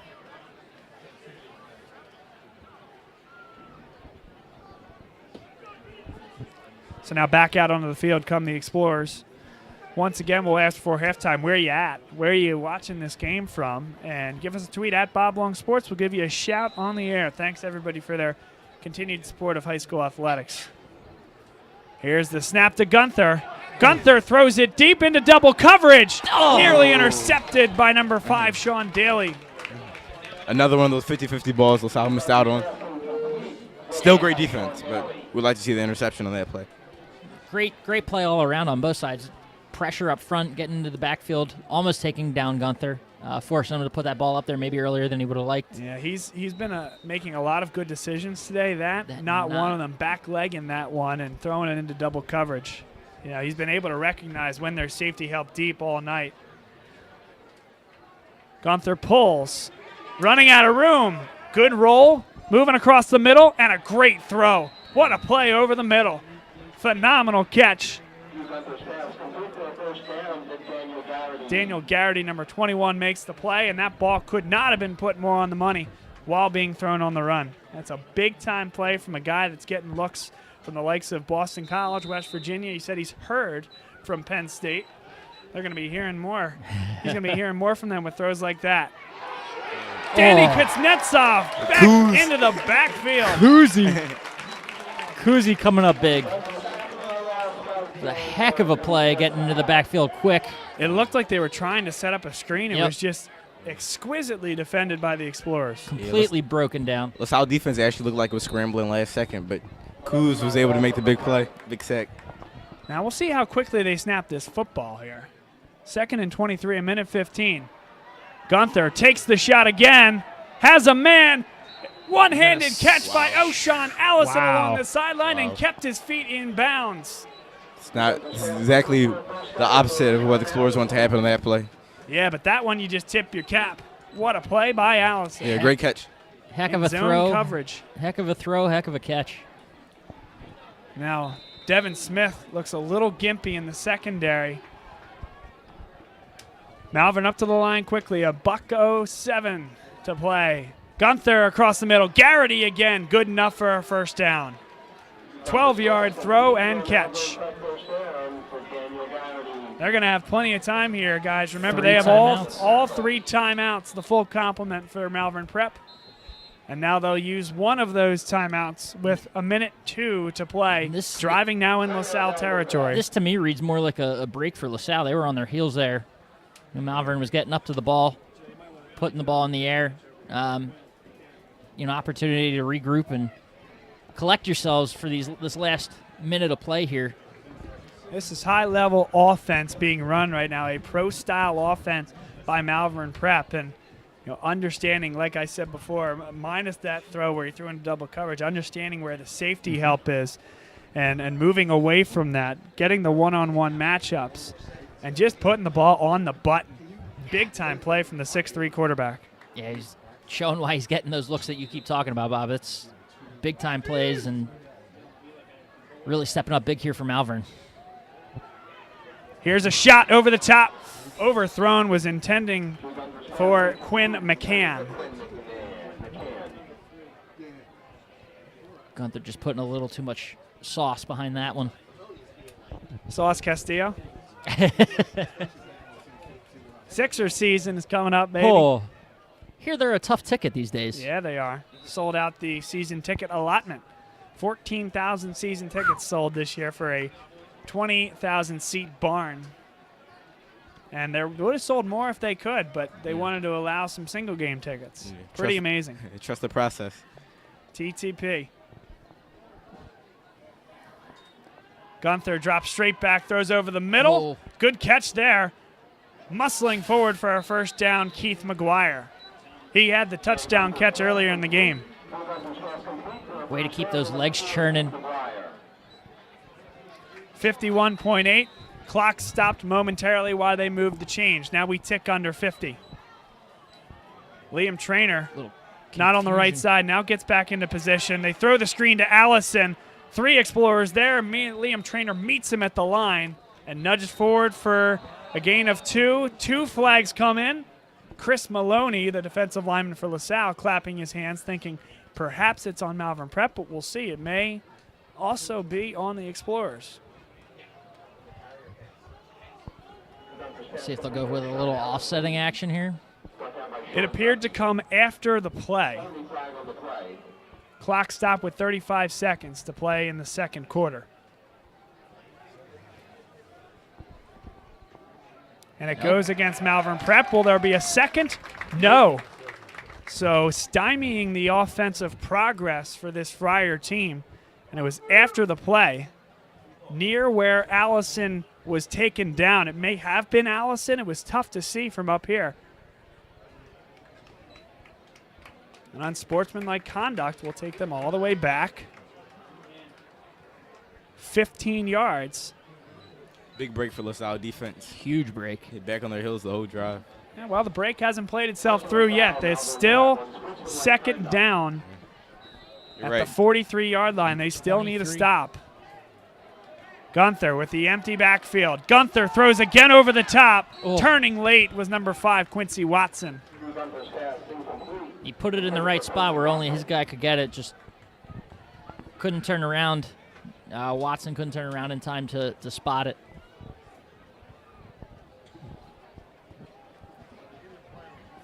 Third down and 23 yards.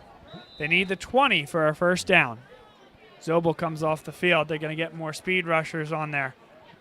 Secondary backing off. Maloney here. Spins. Can't get, but now Gunther goes down with the pressure coming up the middle. Danny Kuznetsov as well as Colin Hirschman in there on a split sack. The big guys bringing the heat.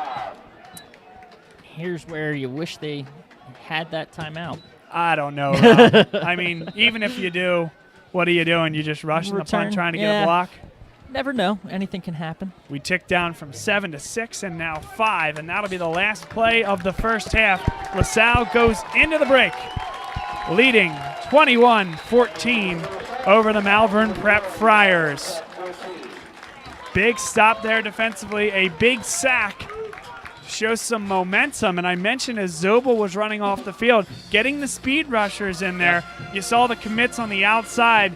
Hirschman and Maloney were doing the work on the outside, and there was less room to defend up the middle. That's where Kuznetsov came from on the pull. Phenomenal defensive play, knowing that it was third and long, and a little bit of momentum, as I said, for LaSalle.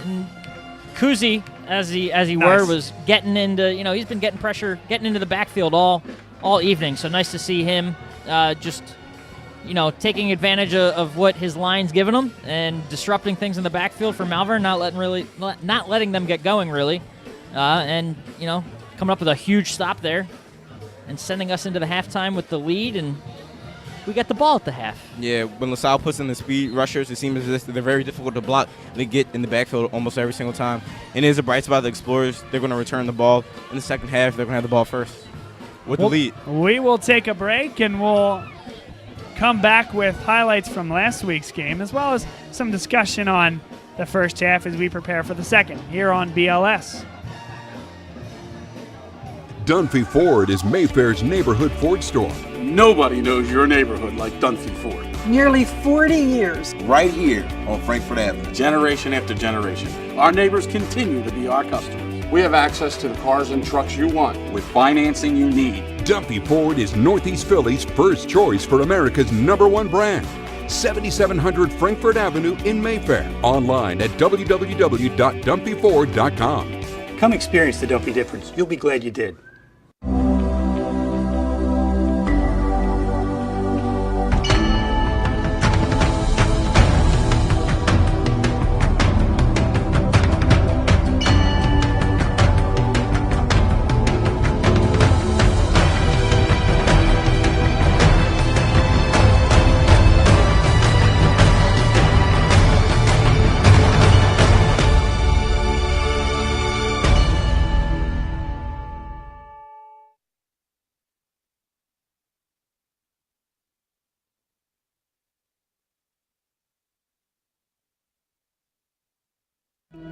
What does your character look like? Does it bounce back after each setback? Does it stand out by standing up? Does it make good on good intentions? Character is invisible until it's not. Only through action will the world know what it's made of, what you're made of. Find out how you can strengthen the character of your community alongside empowered veterans and families of the fallen at travismanion.org. What's going on, folks? This is Bob Long from Bob Long Sports. We're live here at the Wells Fargo Center before each and every Philadelphia Soul home game. We record this now before Arena Bowl 30, and the Philadelphia Soul, the winningest team in Philadelphia. Bob Long Sports is your spot for live video pregame shows with Bob Long, Eric Nash, and Rob Stott. We even have the opportunity to talk with the AFL Commissioner, Scott Butera. We appreciate it. Well, I appreciate you guys having me. You do a terrific job, and God bless all of you and the folks in Philadelphia. I wish you the best of luck. Thanks, Scott. Thanks, Bob. Appreciate it. Tune in before every home game for the Philadelphia Soul official pregame show on Bob Long Sports. And into the end zone for a touchdown. Daly. And we welcome you back into our broadcast booth here. This is LaSalle College High School football live on Bob Long Sports. Bob Long, Jason Bempah, Chris Carabello once again for introduction. That's a great job to get anywhere over 200. This time delays the give. Now up the middle he goes, breaks one tackle, runs through another. A 13-yard gain and a first down for Isaiah Jones right up the middle. On the McDonough offensive side, the quarterback, number 3, DeJuan Ellis. One of the guys to look out for here. Committed to Virginia Tech last year. Takes the handoff. Now runs and has some opportunity. Flips it over and it's caught by Farrar. That'll be enough for a first down. First time we've seen an I formation look. The give. This is Farrar. No, this is Johnson up the near side and out of bounds. Inside the 30. Brought down by Sean Daly. Yeah, McDonough's been having their way running the ball so far. The South defense has to tighten up. Ellis and Johnson in the backfield. The give to Johnson up the middle, untouched, and into the end zone for a touchdown. Daly got a touch at the end, but not nearly enough. And it's 6-0 McDonough. I thought he was out of bounds much later than that. Jones throws. Malley caught. Past the midfield stripe and enough for another first down. Keyless in motion. Malley pulls. Here he goes. There's the throw to Burnham. Caught. There's a block down the field. Oh. Inside the 10-yard line. That a much better block from Holland. Just throw the shoulder at the defensive back and discard him that way. A beautiful play design by the Explorers. Karish's kick is low, and it is no good. Pulled to the left. Still 7-0 McDonough. LaSalle looking to get a stop. Now a deep throw over the top. Catch is made all the way to the house. Wow, and it looks like the quarterback went in at wide receiver, if I'm not mistaken. Indeed. Nathan Walsh, number 11, came into the quarterback spot, threw it deep, and it's number 13, DeJuan Ellis, streaking down the sideline. We didn't even have time to say there's a different quarterback in the game, and he stepped back and threw it, launched it. And I think, as we've seen, maybe a little bit more struggles for Ellis throwing the ball on the run. This, he nearly drops the ball and is leveled. That was a gift. Colin Hirschman gets the sack, and LaSalle very content to let the clock run.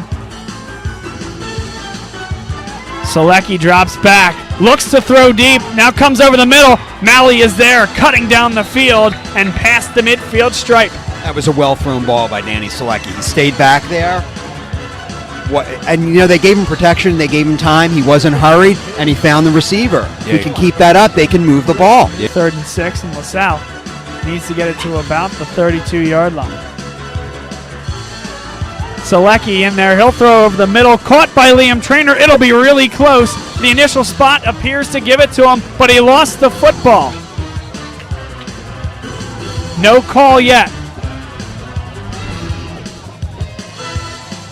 Looks like they're giving him a first down. And not only are they giving the Explorers the ball, but they're going to give him the first down. It's going to be a 26-yarder. He missed from 27. Went wide left.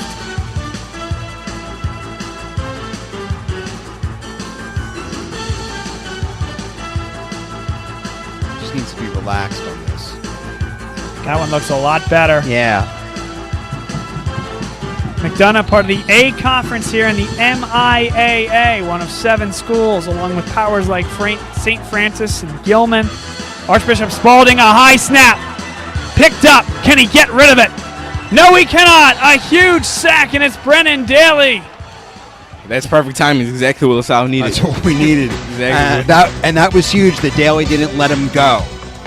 Daly's like a hybrid between the safety and a linebacker, and he makes the plays that... He got both arms around him, and at that point, he was not going to be able to throw that ball. You looked at he was going to try to throw it away. He makes the plays that the other linebackers and some of the linemen can't. With this defense, is bend but not break. Because they've given up a lot of yards. It seems like they've given up a lot of big plays, but it's only 14-3. Now Ellis runs out of room. Big Garrett Zobel, number 77, like a freight train up the middle. And Bob, if you think of the way this game started, with McDonough getting the ball and marching up the field, other than that, their only other score comes from a long pass on a complete surprise after LaSalle failed to convert that field goal. Guys, time is now to go after this punt. No, I agree. They only send one back, Brett Malley, so you have an extra attacker here. Yeah, I don't know if Brennan Daly can get through. And there it is. Oh, he got leveled. Here's Brett Malley. He can run up the field now. He has room to the outside. Yeah, he touched the ball, though. I know the McDonough people are angry. Selecki back in the shotgun. Good look to Malley. Cuts up the field. Needs to make one miss. Gets inside the 20. Malley, he deserves a lot of credit tonight. He's been doing everything for the Explorers. He really is.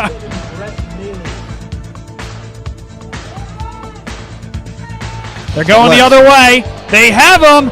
Catch by Burnham. Dragged down inside the 10-yard line. Will be very close to a first down. Karish from the left hash. Kick is up. And it's no good. Karish 1 for 3 on field goals tonight. And there, the air maybe goes out of the balloon just a little bit for the Explorers. Now they fake the give. LaSalle tries to keep him inside, but unsuccessful in doing so. And here comes Ellis, staying in bounds, 40, 30, 20, 10. High-stepping his way to the end zone. 20-3, McDonough. And the Explorers have moved the ball really well. What they haven't been able to do is put the ball in the end zone. Here's Selecki trying to change that, running through the secondary and getting a nice gain for about 13 yards and a first down. And I think it would do a lot for the Explorers' psyche, confidence, if they could heaven score. forbid, if for heaven forbid they don't have Isaiah in the next game, to have some if they could chemistry score here. Yeah, if they could put the ball in the end zone, I think that would be huge. Selecki drops back, has good protection over the middle. How about that catch from Liam Trainer? Good snag by Trainer. Yeah, one-handed. He stayed with the ball, stayed focused. It's a hold. Here's the double route. Malley comes down with it. Touchdown, LaSalle. That was a really nice play. It was a nice throw. It was a nice route. He stayed focused to catch that ball. Executed a double move perfectly as he ran to the sideline. The corner bit. He took off for the end zone. Made the play. Even what looks like to be a losing effort, Brett Malley has done everything he could tonight. Of course, LaSalle doesn't want to move forward without their star quarterback, Isaiah Jones, but they showed some muster. They showed some fight in the meantime. They dropped this game 21-9. Touchdown on a pass from Danny Selecki to Brett Malley, and maybe a little something to grab hold of and think about as you move into the next game. A little bit of momentum you can take with you. Again, none of these league games, guys, so learning a lot against some of the best teams really in the greater Mid-Atlantic region, with North Penn last week and then McDonough here tonight. Welcome into our broadcast booth here. This is the halftime show here on BLS. Bob Long, Jason Bempah, Rob Stott here, Maura Jones, the camera woman here tonight. Thanks everybody for being with us. The score 21-14. LaSalle leads over Malvern Prep, and we've had big plays on both sides, guys. Jason, first with you. We see this LaSalle team, the ability to go over the top, and after there was an unfortunate drop on fourth down by Troy Holland, what does Danny Selecki do? He goes right back to his top target. Holland makes a couple nice plays here in the half. Yeah, overall, Selecki's done a great job tonight. He's been going deep a lot. He's been converting. He's had a few nice passes to Troy.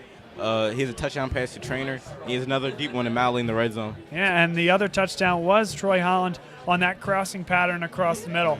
Rob, from the Malvern Prep side, they have been able to really come back from what looked like they didn't have the offense going the way they'd want to, and they started to run more like that well-oiled machine that we saw, scoring 27 points against a very strong St. Augustine team. O'Shawn Allison has been good out of the backfield, but really I think that biggest weapon is that guy under center, Drew Gunther. Yeah, and he's been stepping up big. It took him a little bit to get into this one. The first drive was nothing to be real proud of. A quick 3 and out for them. LaSalle's defense was able to keep them off balance. But you kind of expect with the way these guys are, how talented they are for high school footballers, that they were it was going to get going at some point, and it did late in that second half, late in that first half. And Gunther and Allison are really carrying this team. Gunther's stepping up big, showing why he's getting the looks that you mentioned, Boston College, Penn State mentioned recently. So, it's going to be a tough task to see how they adjust at halftime here. It's going to be up to LaSalle to step up big keep stepping up big on defense. That defensive line, Kuzi, as we've been calling him here in the first half. If he can continue to get pressure and really disrupt things for Malvern and see how they can keep the pressure on them in the second half. And I think it's an interesting chess match, Jason, with the defensive line of LaSalle versus the offensive line of Malvern Prep and their ability to go deep as well. You see lining up speed rushers at times, and it's been a struggle for Gunther when that pressure has come in the backfield. But if he gets enough time, he's able to throw the ball down the field. He can identify safety help or lack thereof very well. So I think that's the chess match that we watch for in the second half. Yeah, when they take Zobel out and put in the 4 speed rushers, they've been able to get to the quarterback a lot. Hirschman, Danny Kay, Maloney, all of them been able to get in the backfield. They've been pretty successful. But when they haven't gotten to the backfield, Gunther, for Malvern, he's gotten a few passes deep. So sure, and you talk about Zobel and Ross, Ronnie Ross on the defensive line, the defensive tackles. They've been their most effective when they're running the ball with Allison. And the fact that for the vast majority of the first half, he hadn't been all that successful up to Bempah. That kind of changed in the second quarter, but is a big statement to the big guys up front, Garrett Zobel and Ronnie Ross, and they've been huge additions. Ronnie Ross specifically in addition this year, and Garrett Zobel's been playing this position pretty much since he's come into school. So, that defensive line, a strength for LaSalle, and they can engineer a lot of looks, and I think that's, like I said, that chess match that we're looking forward to in the second half. Yeah, they're both pretty big run stoppers, Ronnie Ross and Garrett Zobel. And then when you take them out, they have the 4 pass rushers. So the Explorers, their front line is in a pretty good position right now. Jason and Rob, I want to get both of your keys to the second half here before we turn our attention to the field. Start with you, Jason. I think the Explorers have to keep going to Selecki, let him put it in the air. So far, he's been successful, other than a few drops by his receivers, but he's been putting the ball on the mark. So they have to continue to go back to that. Since you took my pregame key, I'll go with your pregame key. The defense needs to step up big. They showed some cracks there late in the first half. I want to see them, continue to keep pressure, like I said, on Gunther and this Malvern front. Prevent the big play, prevent that X play. We've seen a couple of them here in the first half. So step up big. Don't let those receivers get behind you. Stay with them step for step, and don't let Malvern, put up some quick scores. So stay tight. Thanks for joining us inside our broadcast booth here at halftime. We'll now take one more break and then turn your attention towards the field. This is LaSalle College High School football. Second half kickoff is next.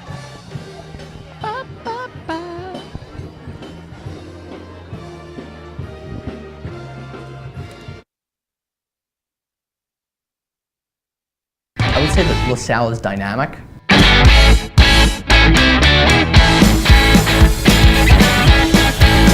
Prepared.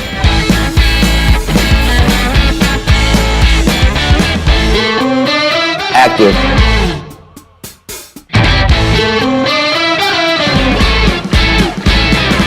Diverse.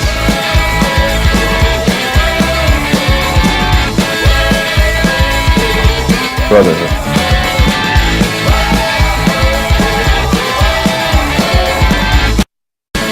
Family.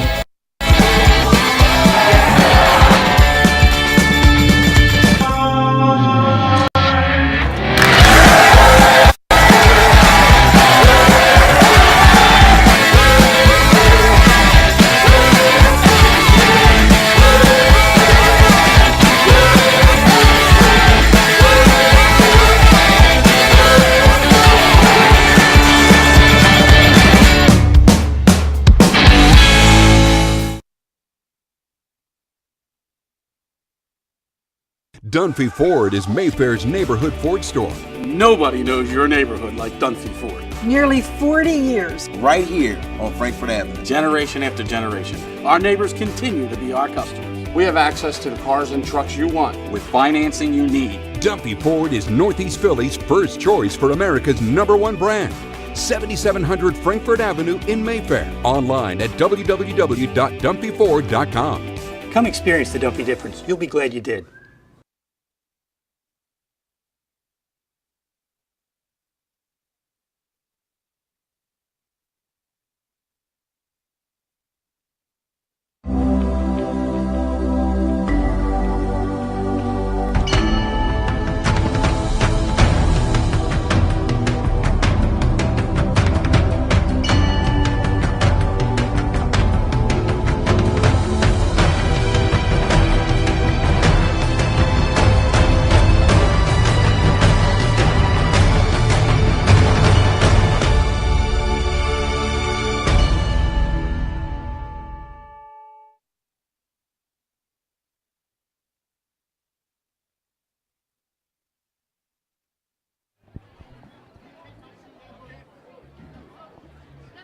Good evening and welcome back to Plymouth Whitemarsh High School.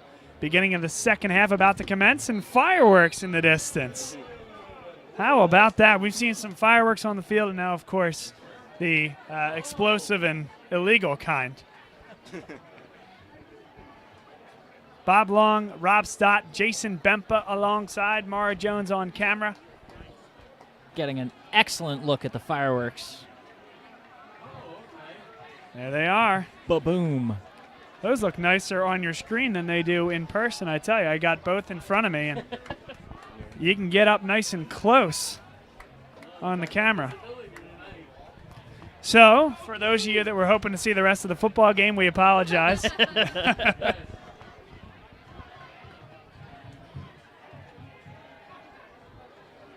Just kidding. We'll give you some football here in the second half, live on BLS. Thanks again for being with us. And give us a shout on Twitter at Bob Long Sports. And thanks to Terry Long and the gang watching down at Ocean City, Maryland, overlooking the Atlantic Ocean. So thanks again for being with us, and thanks again to all the good folks near and far who watch us every week. LaSalle will get the ball first.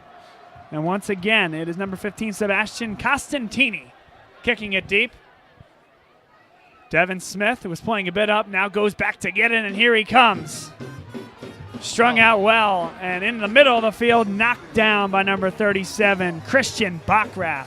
Yeah, great punt by Malvern for the Explorers. That's not where you want to be. Going a little east to west there instead of north-south.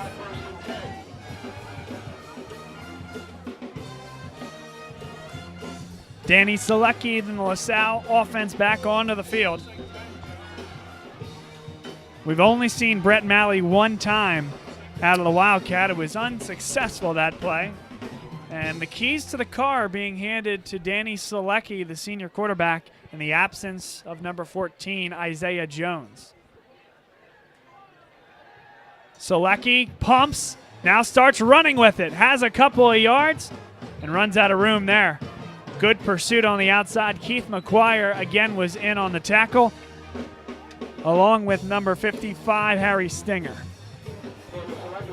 Looks like they're going to give him one there. And good decision because it looked like downfield everything was covered, so Selecki pulls it under, pulls it down, and at least gets some positive yardage.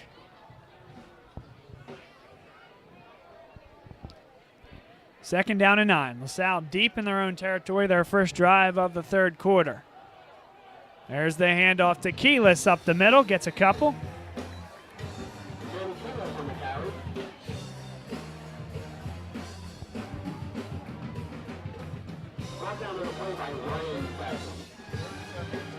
That'll be third and long, 3rd and 7 from the 15. Kind of a, it's early for first drive here in the second half, but I feel like it's a big third down just in terms of getting some yardage because you're really pinned back deep. That's exactly right. 3 to the near side. Ball on the far hash. Selecki has time. Can't find anybody. Now fires. Good throw to Octavius Carter to the 50, to the 40. And pulled down at the 30-yard line. Big time throw from the senior, Danny Selecki, moving across his body and firing it about 20 yards down the field. Another great play by Octavius Carter, but it's really good to see Dan Selecki not be passive on that play, not try to go for the short play and looking for the big one. Yeah, found his man Carter and just slung the ball right to him. Perfect spot. Heck of a throw and grab. And a huge play on third down there. Bob, they went. I like that, though. Now in Malvern territory after the spectacular scramble and find. Selecki now goes over the top. Holland caught just shy of the goal line. Just shy at the 1-yard line. A beautiful throw and a better catch. He was just leaning the wrong way. Oh, if he was going down to the right instead of falling to his left, he would have been in the end zone. But heck of a grab by Holland and another incredible throw by Selecki here, 2 in a row. Yeah, Selecki's on fire during this drive. This is a guy in Danny Selecki who's playing like he wants this job, and he has been successful here tonight.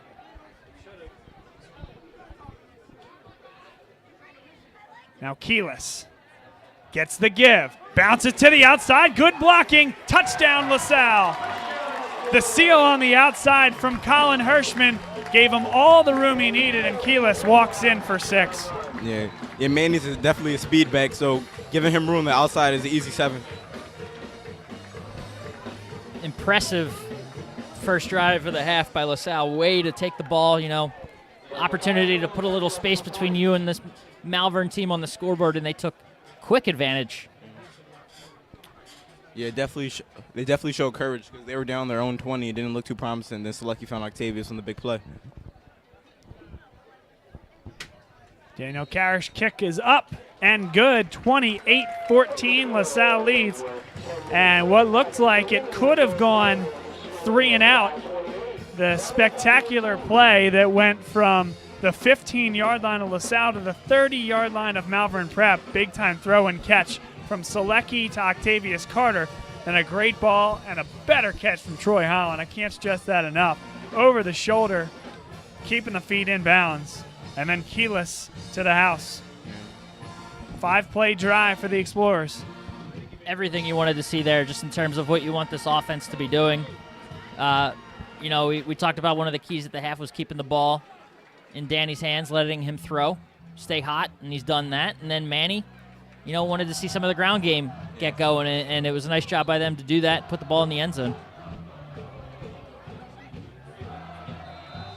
Now Karish set to kick deep here at PW. You see the PW logo at the center of midfield. Rob, I'm sure you noticed this brand new turf here at Colonial Stadium. Looks nice. Very nice. Hence the new track without the lines, Rob. It all makes sense. It's all coming full circle now. Low kick and knuckler picked up there. Quinn McCann up to the 20, hit at the 22, and is down at the 25-yard line. Malvern Prep will get the ball for the first time this half. It all makes sense now, Bob, with the track, the field. I actually driving by here a couple times this summer saw the trucks. They're doing a lot of work on this campus, which is kind of cool to see because it is a nice campus and a nice area here out near Plymouth Meeting. Plymouth Whitemarsh High School, where LaSalle plays its home games. St. Joe's Prep played the majority of its home games here until last year moved to Widener, and that's where LaSalle will play St. Joe's Prep on October 20th. It's going to be a great one.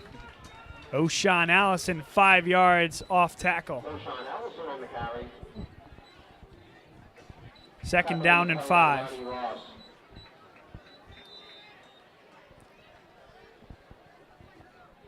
Up front, Chris Maloney, Garrett Zobel, Ronnie Ross, and Danny Kitsnetsov. Linebacking core of Daly, Trainer, and Lemke. And this time doesn't get to the linebacking core. Ronnie Ross and Garrett Zobel make first contact at the line of scrimmage and push him back.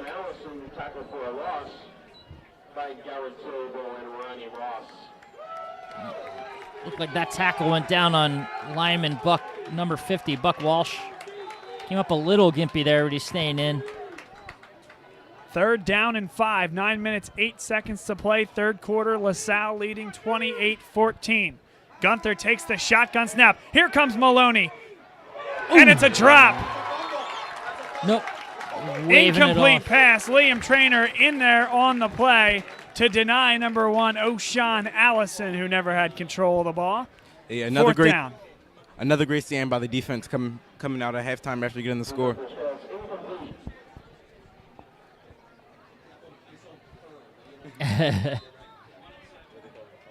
The booth wanted, you could hear the booth. Everyone wanted the fumble. That one's not going to be the call. Nope. That is not coming. Garrett Riley set to kick deep. 2 Explorers back.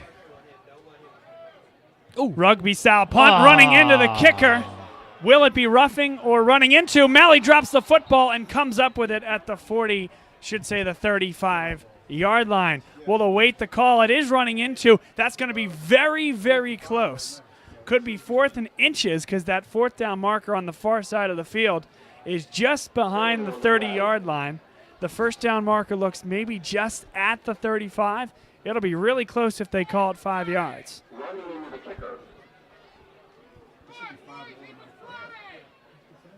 It's going to be really close. Personal. Yep. You definitely want to try to avoid those type penalties. Unnecessary.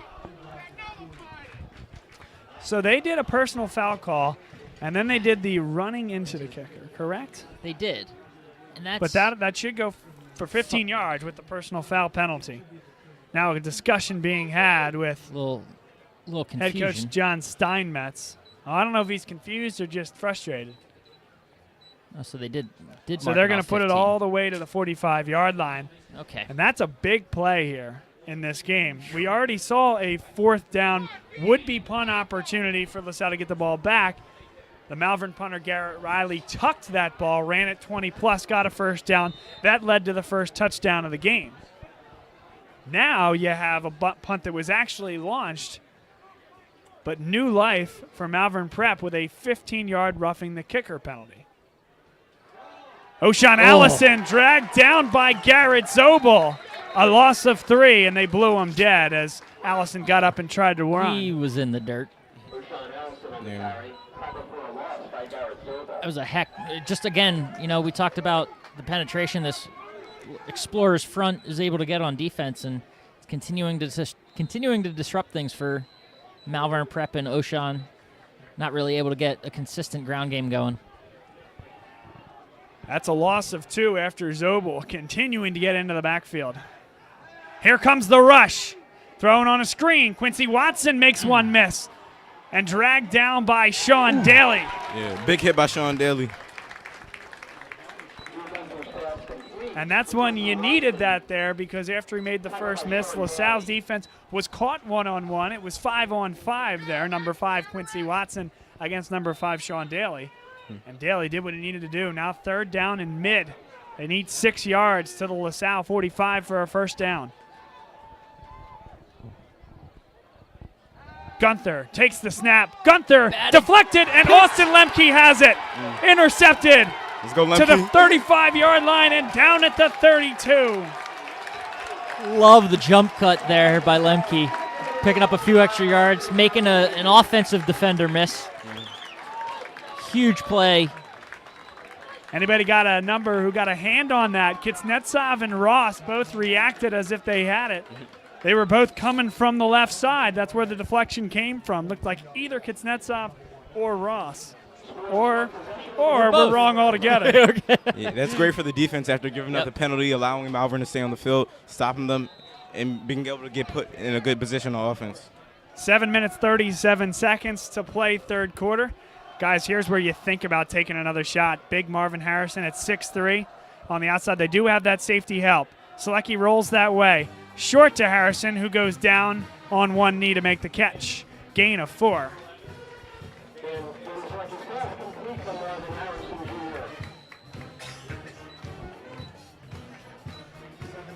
Keeping the ball in Danny's hands. Kid's on a roll. 2nd down and 5. They gave Harrison 5 on the catch.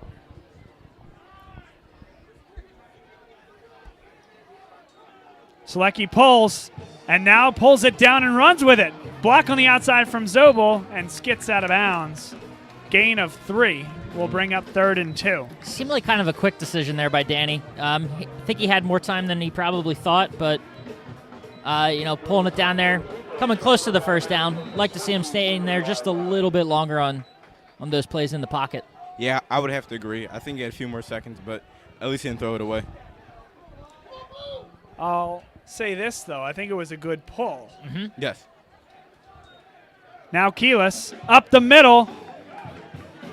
Good run from Keelis. That's going to be enough for a first down. Tackle on the play by Nathan Dollar. Like him there, protecting the ball, Keelis. Keeping both hands on it, taking a hard hit, but making sure he keeps that ball secure. Picking up a big first down in the red zone. They're putting Keelis directly behind Danny Selecki, a little pistol style. Handoff to Keelis, trying to bounce it outside, and does. Now cuts inside to the 10-yard line, to the 5. Knocked out of bounds just inside the 5-yard line. Yeah. Another first down run, this time 13 yards for Manny Keelis. Yeah. Great run by Manny, bouncing it to the outside, making the defender miss, putting them deeper in the red zone. See that speed out of the backfield for LaSalle with Manny. Had a defender hot on his tails, but a big old defensive lineman isn't going to be able to catch up with him. First down and goal from the 5-yard line. Keelis to the right of Selecki. Heavy run block formation. Burnham with a big-time block.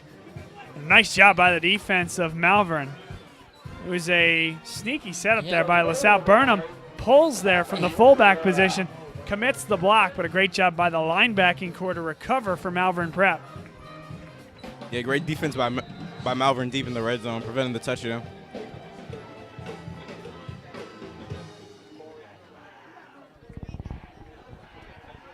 Second down and goal from the 4. Under 6 minutes to play in the third quarter. 28-14 LaSalle. Selecki pulls. Has a man. It's Holland. Touchdown.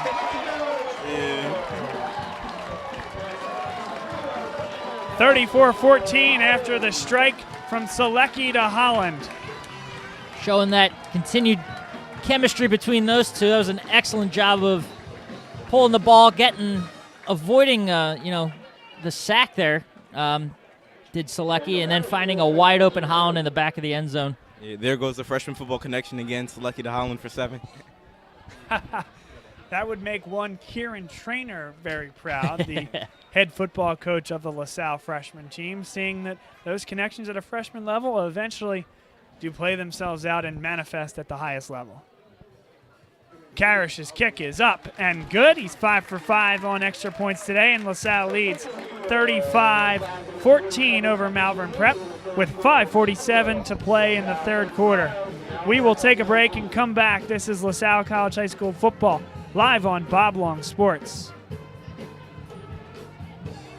Dunphy Ford is Mayfair's neighborhood Ford store. Nobody knows your neighborhood like Dunphy Ford. Nearly 40 years. Right here on Frankfurt Avenue. Generation after generation, our neighbors continue to be our customers. We have access to the cars and trucks you want with financing you need. Dunphy Ford is Northeast Philly's first choice for America's #1 brand. 7700 Frankfurt Avenue in Mayfair. Online at www.dunphyford.com. Come experience the Dunphy difference. You'll be glad you did. Welcome back to LaSalle College High School. Well, I should say Plymouth Whitemarsh High School, Colonial Stadium tonight. And this is Explorer Football live on BLS with Bob Long, Rob Stott, Jason Bempah, and then Maura Jones on camera.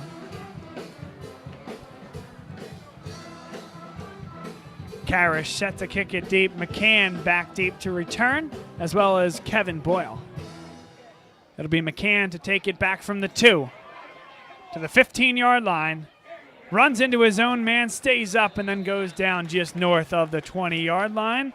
And the Malvern Prep offense back onto the field. We'll take this opportunity now, though, to remind you about the LaSalle Open House. The open house on October the 1st, 2017. Opportunity, if you're a prospective student, to come check out all that LaSalle has to offer. A beautiful campus, very beautiful in the fall as well, Jason, as you know. Opportunity to meet some of the administrators, some of the teachers. Will you have an opportunity to meet Rob Stott? Maybe. I don't know. The new student center. I was going to ask you, Jay, how is that? Have you been in it? Yes, I've been in a few times, ate lunch in there. It's really nice. 5-yard gain from O'Shawn Allison. Some great things being done on campus, though, at LaSalle, as you guys both mentioned. Things these kids have these days that we never got to enjoy, Bob. You know, Rob, I'm not to the point. I'm not there yet where I can start reminiscing about the glory days. I'm not there. We're still young enough. Well, I am. I don't know about you, graduating in 2006, but O'Shawn Allison. Big-time pressure up the middle by the Explorers. And now we have an Explorer down. That was Ronnie Ross. He did get the first touch and then was joined by Matchett and a few other Explorers. And now Ross does go down once again. As we direct your attention to the sideline, we'll leave the camera off of Ross as he's down on the play, but now being pulled up by his teammate, and hopefully no worse for the wear. Michael Gibbs into the game as well now, and will likely replace Ross. We also see Francis Mbui on the field.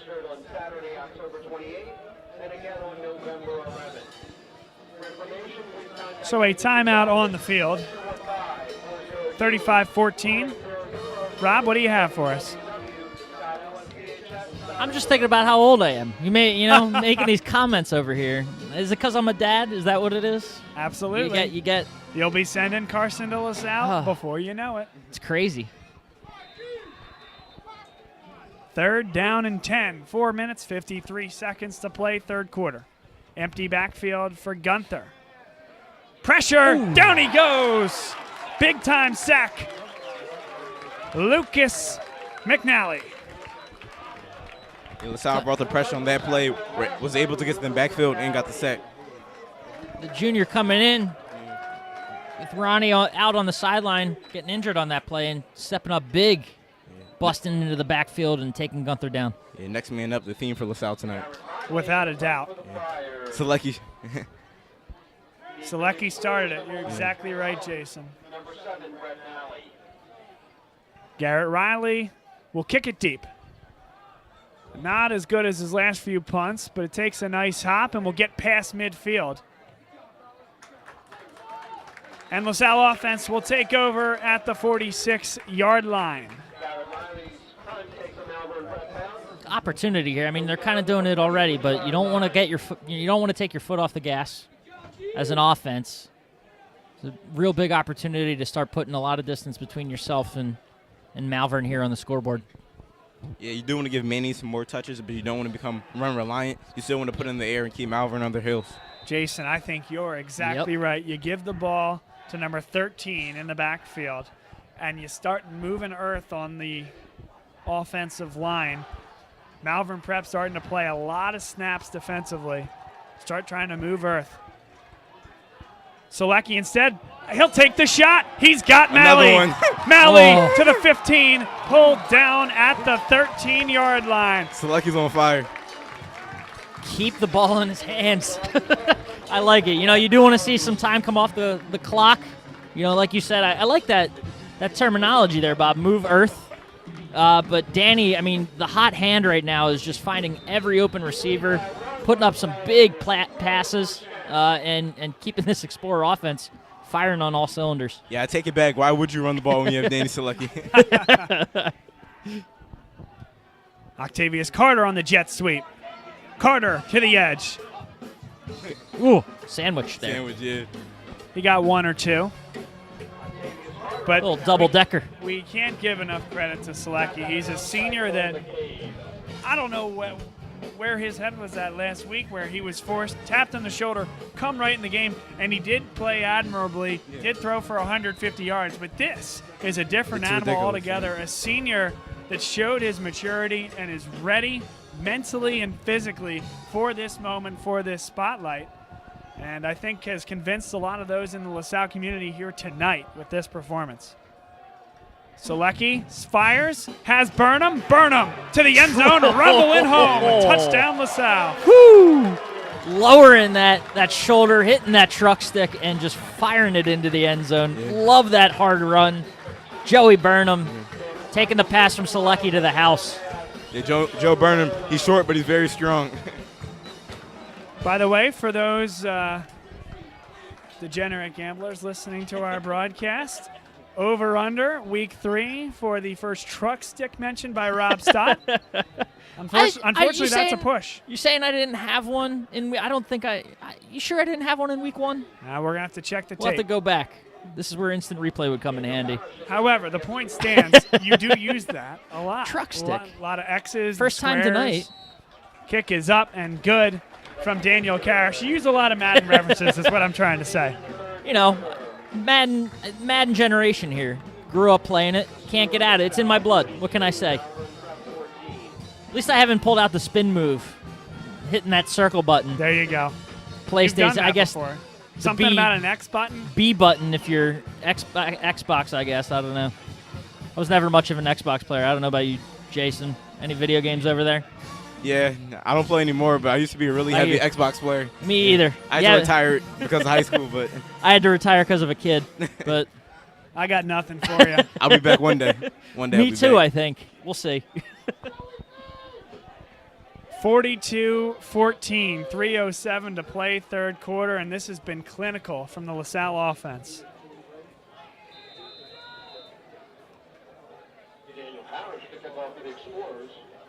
For the Friars, number 2, Quinn McCann, and number 3, Kevin Boyle.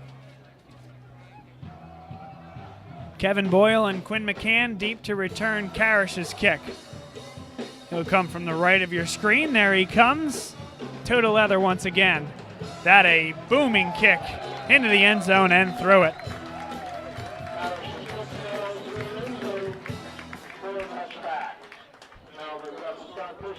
So once again, we have the Malvern Prep offense onto the field, this time trailing 42-14.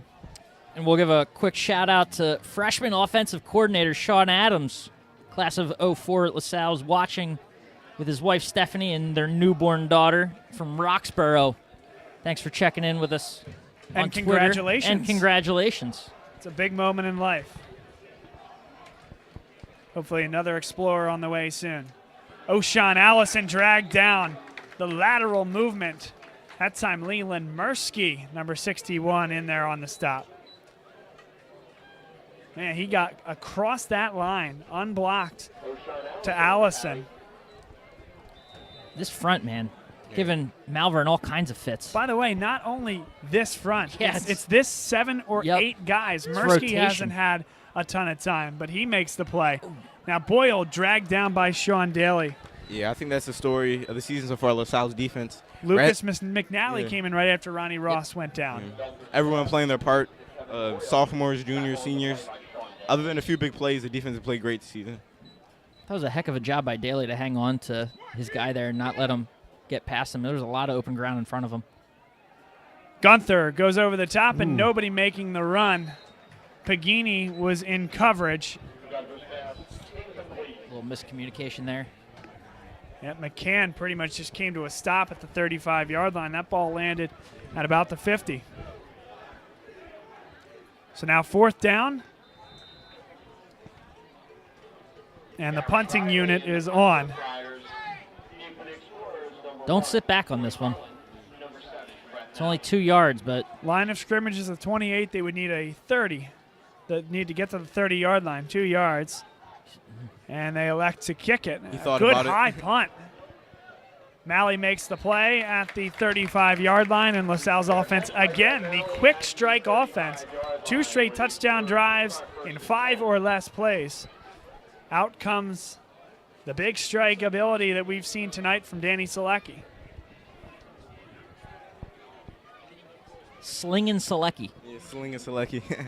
New nickname. Koozie and Slingin' Selecki. Yeah. What else you got? We'll think of something. Be here all night. We'll come up with more. Rob Stott. Riverboat Rob. That's you. It is. 2:05 to play, 3rd quarter. 1st and 10 for LaSalle. Selecki pulls it again. Can't elude the first tackler. Big play there by number 8, Cole McCabe. Malvern Prep, if you're the Friars, you need to stop here. You need to stop the bleeding some way, somehow get a little bit of momentum, and then start trying to move the ball. Minute 41 seconds in the 3rd quarter.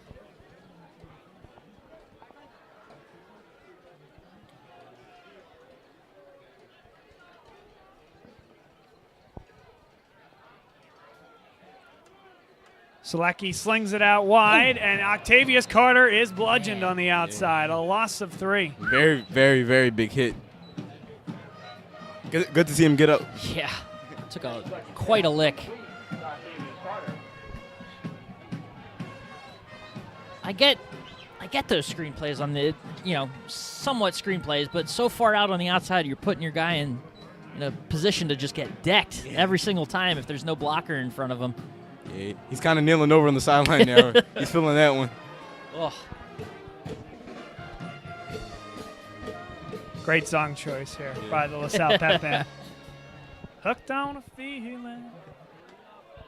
This is not karaoke time, Bob. Not karaoke. Selecki across the middle, a little bit behind Brett Malley. Couldn't bring it in. LaSalle's first punt of the half. Wow. First. Believe so? Yeah. First punt of the game? Not no. The game, I don't believe. No. Yeah, the half, I think. still impressive. Very impressive.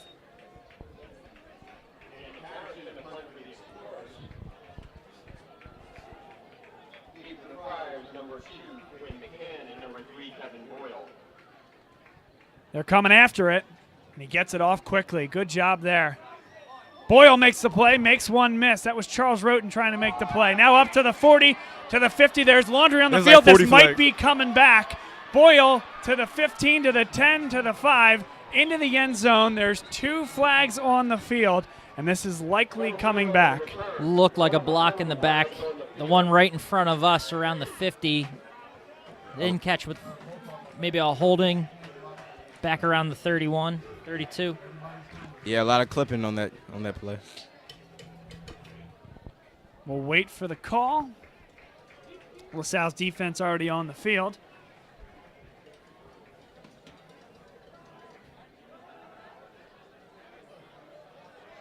An illegal block in the back is the call. 2 of them, and LaSalle will obviously take the penalty that came further back. The flag sits at the 32-yard line, so they'll walk off that yardage from the 32. 10-yard penalty, and Malvern Prep will start at the 22. So, no doubt the block in the back helped to spring him, well, both of them, but that could have been the spark that Malvern Prep was looking for. Yeah, and once again, it's a step and a half off for them, unfortunately, tonight. Yeah, it definitely could have been a big play for him. Just a big momentum play for him after struggling for much of the second half, but, it didn't go their way. And while we have the quick chance, shout out to Mr. Chris Carr watching his son, Chris Carr, Jr., I'd imagine, from Montauk, New York. And he's saying number 16, that's obviously Danny Selecki, put on a clinic. Keith McGuire running a lot of lateral, and they blew it dead, so he never went down, and he's not going to be happy about it. But forward progress, they say, stopped at the 22-yard line. That is a lot of running for no gain. And thanks again to Chris and Stephanie and the folks that have reached out to us this quarter. This quarter has now finished. That's the end of the third quarter with LaSalle leading 42-14 over Malvern Prep. We'll be right back on the other side. This is LaSalle College High School football live on Bob Long Sports and presented by Dunphy Ford. Dunphy Ford is Mayfair's neighborhood Ford store. Nobody knows your neighborhood like Dunphy Ford. Nearly 40 years. Right here on Frankfurt Avenue. Generation after generation, our neighbors continue to be our customers. We have access to the cars and trucks you want with financing you need. Dunphy Ford is Northeast Philly's first choice for America's #1 brand. 7700 Frankfurt Avenue in Mayfair. Online at www.dunphyford.com. Come experience the Dunphy difference. You'll be glad you did. Welcome back to Plymouth Whitemarsh High School, the site of tonight's game between LaSalle and Malvern Prep. Bob Long, Rob Stott, Jason Bempah alongside, and Maura Jones on camera. Our broadcast team all year long. Saturday Night Lights, Saturday prime time here between LaSalle and Malvern Prep. Just one of 2 Saturday evening games this year, the rest on Friday. We'll be back next Friday as LaSalle takes on Archbishop Carroll live from Upper Dublin High School, a Friday night kick. Right in my backyard. There you go, Rob. Not too far. Well, we're in between bring young Upper Carson, Dublin, then. Upper Dublin and Plymouth meeting, so this works out nicely. There you go. Bring young Carson to the game. See if Mom will be up for it. You know, it was right around this time of year last year, I think, that at least I found out you were having a young one. Sure did. Good throw to the outside and caught there. Keith McGuire made the play. Owen Pagini in coverage.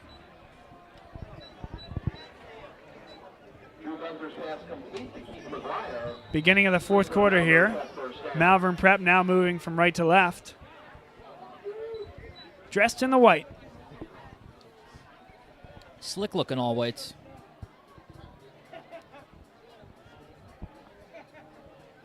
Here's a little pitch to O'Shawn Allison. O'Shawn Allison has a lot of room and now gashes up the middle. to the 30, to the 25, 20, 15, slows down and is dragged down at the 5-yard line. O'Shawn Allison, a big-time run, and takes it from the 35 all the way down to the 5-yard line. A little slow to get up. Yeah. But that's a 60-yard run. Yeah. Hopefully he's okay. Nice job. I think it was Pagini that got up behind him. Looks like the two of them might have just come down on top of the ball. Might have the wind knocked out of him a little bit. Yeah. Malvern Prep gets that gash they wanted on the running game against LaSalle. It has not been easy sledding for a guy that ran for 140 last week, but that 60 will do a lot to get him there this week. Yeah. O'Shawn coming off the field for Malvern, Lemke coming off the field for LaSalle. Here's the snap. And the handoff inside. Quincy Watson, the wide receiver, takes the give up the middle.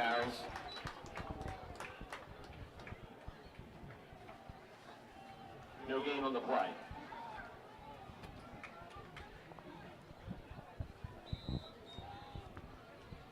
Second down and goal from the 8.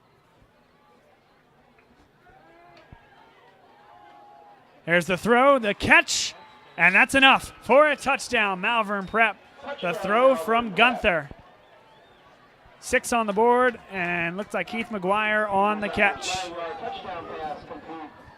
Nice throw. Oh, it's Taiji Leach, actually. I'm sorry, number 7 on the far sideline. Makes the play and makes it 42-20. A nice throw by Gunther there. It's obviously a score that was set up by Allison, breaking for a big 60 yards there. But a big answer there by Malvern, making sure that they keep within reach in this one. Riley's kick is up, and it's good. 42-21 the score. The score was LaSalle 42, Malvern Prep 21.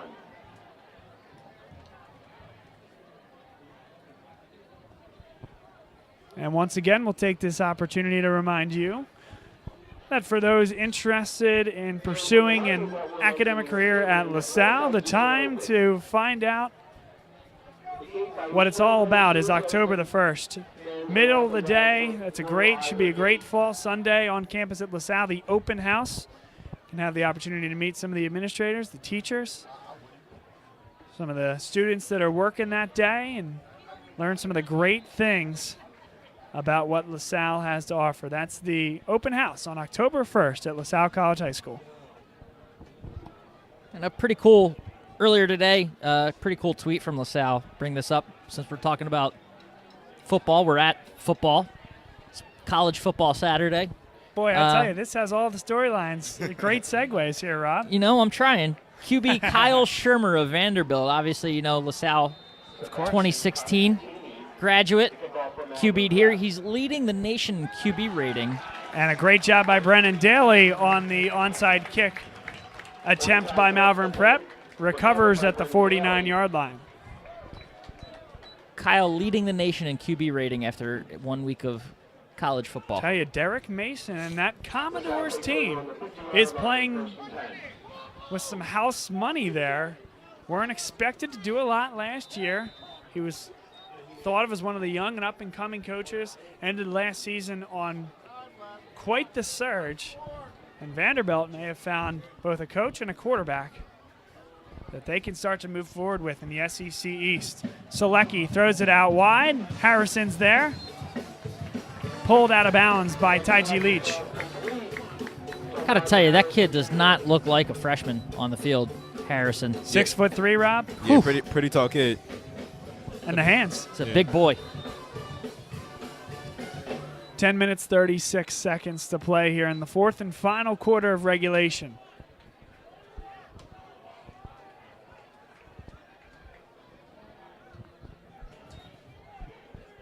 Selecki on a crossing pattern. Troy Holland.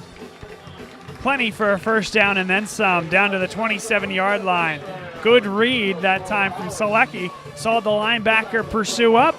Cross right behind him. Pitch and catch. Yeah, great play by Selecki. Great catch by Holland. A nice route run by Holland with the quick slant there from the right. Selecki, like you said, Bob, able to find his man.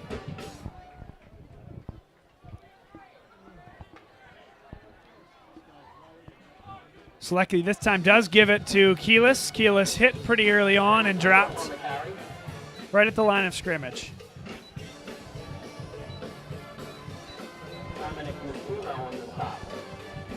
It's nice to see the clock still running on that one. 9 minutes, 45 seconds in the fourth quarter. 3-score lead for LaSalle.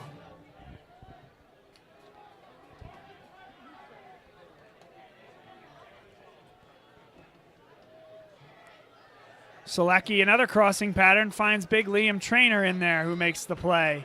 Down to the 21-yard line, will be 3rd and short.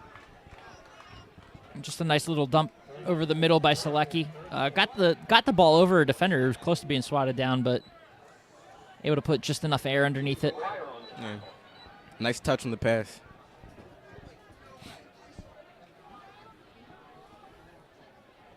Would be a 38-yard field goal if they were to get no yards here on 3rd down. Malley joins Selecki in the backfield. Selecki back, throws over the middle. Holland, an athletic catch there.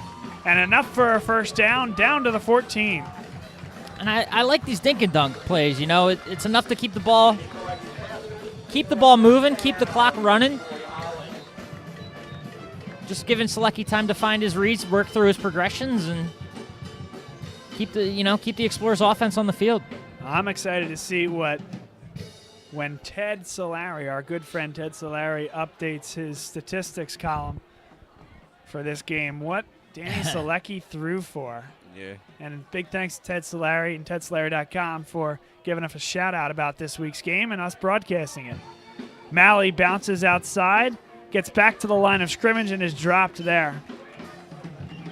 Looked like a single leg takedown over there. It's big number 12 from Malvern, Isaac White, just grabbing a leg and throwing Malley down. We now tick under 8 minutes to play in the fourth quarter.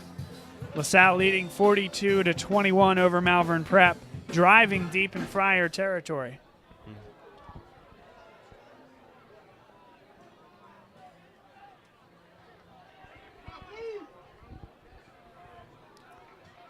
Handoff to Keelis. Good blocking up front, cutting inside, and gets 2 or 3 before being nudged out of bounds. Under 7:30. The flag down? Flag down, which will stop that running clock. Yeah, what do you think Selecki threw for tonight?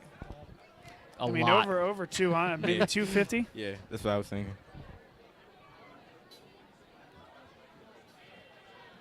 You know, not many incomplete passes that I can remember. It's been very impressive. Now it looks like a personal foul against LaSalle. That'll back him up 15 yards.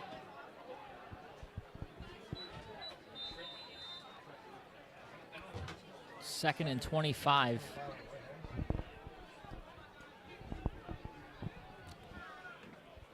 So they are right out of field goal range now. Need to churn back some yards. Selecki in the flat. Burnham. Burnham makes one miss. Dives forward for another few yards. Gain of 9. Nice, safe little pitch and catch there. You know, again, keep the ball moving, keep the clock running. Yeah. 4th down, they keep the offense on the field. Maybe Selecki will throw into the end zone. So the scoreboard says 4th, but I got 3rd down. Okay. 3rd down on the marker. Oh, because of the penalty. That's right. Yeah, all right. 3rd down and long. Selecki over the top. Little too far for Manikilis. Maybe a little bit of a grab from McGuire there, but pretty heady play by an experienced player on defense in a way that grab and then let go just in time. Yeah, let go before the referee sees. That's right. Well done by McGuire and the Friar defense. Now 4th down, and Daniel Karish will come in to attempt what will be a 39-yard field goal.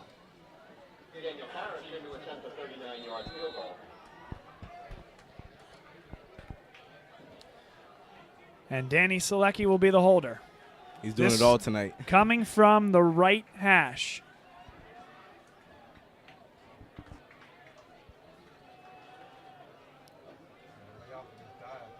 Karish's kick looks good, has the distance, and is good.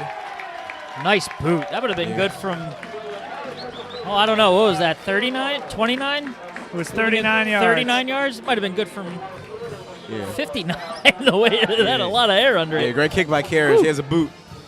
Nice to see him get his confidence back from last week when he missed one. 45-21 now the score. 6:32 to play in the fourth and final quarter.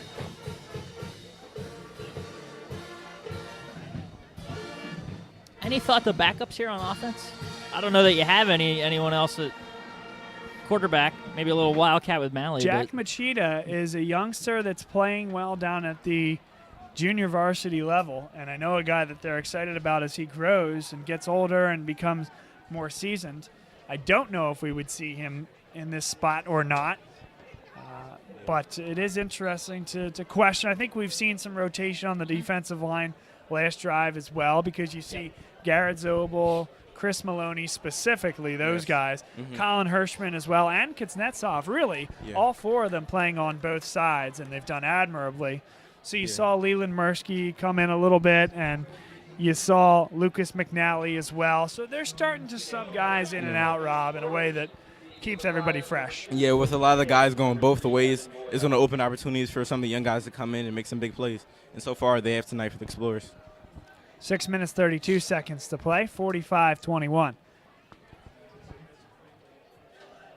This is a team that put 41 points on the board against North Penn, just 9 in a game against a really tough McDonough team, and Isaiah Jones went down. So maybe back to normal as now Boyle running out of room, finds a little bit of a seam, and will be knocked down at the 15-yard line. Fumbled the ball down near the 4-yard line, and very fortunate that didn't roll out of bounds. Two thoughts on that. One, he shouldn't have touched it because I think it would have bounced out of bounds. Two, lucky to get to where he did on the field, considering, he had the ball nearly out of bounds after he touched it. Yeah, getting to 16 is pretty impressive considering he was almost back in his own end zone. He did break a lot of tackles. Yeah, he did. Sure did. But like I said, 41-9 in terms of points scored last week against a really good team in a game that was kind of in shambles from the start with Isaiah going out so early. But now back to what they would want and what they would expect. 45 points on the board here this evening. Yeah, the offense looked great tonight, but I think it's important to also give a shout-out to the defense. Totally agree. Totally agree with that, Jason. They've been able to get some push, create some pressure, get some sacks. And Allison's had a couple big runs. Exactly. But they've also done a nice job against them. It's a credit putting, only giving up 21 points to which should be considered a pretty high-powered offense. Ooh. Nearly intercepted. Owen Pagini jumped the route and would have been back for 6. Yeah. It's good to see him read the play, though. Hop on it.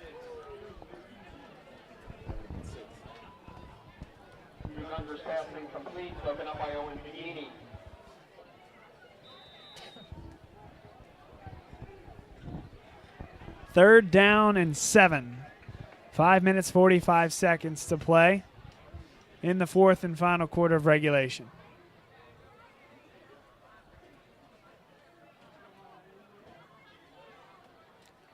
Here's the pitch. Quincy Watson pulled down by Devin Smith, but stays on his feet. Wow. I thought that knee was down, but apparently not, and continues up the field. That could have been, I thought, a horse collar as well. Yeah, strong run. I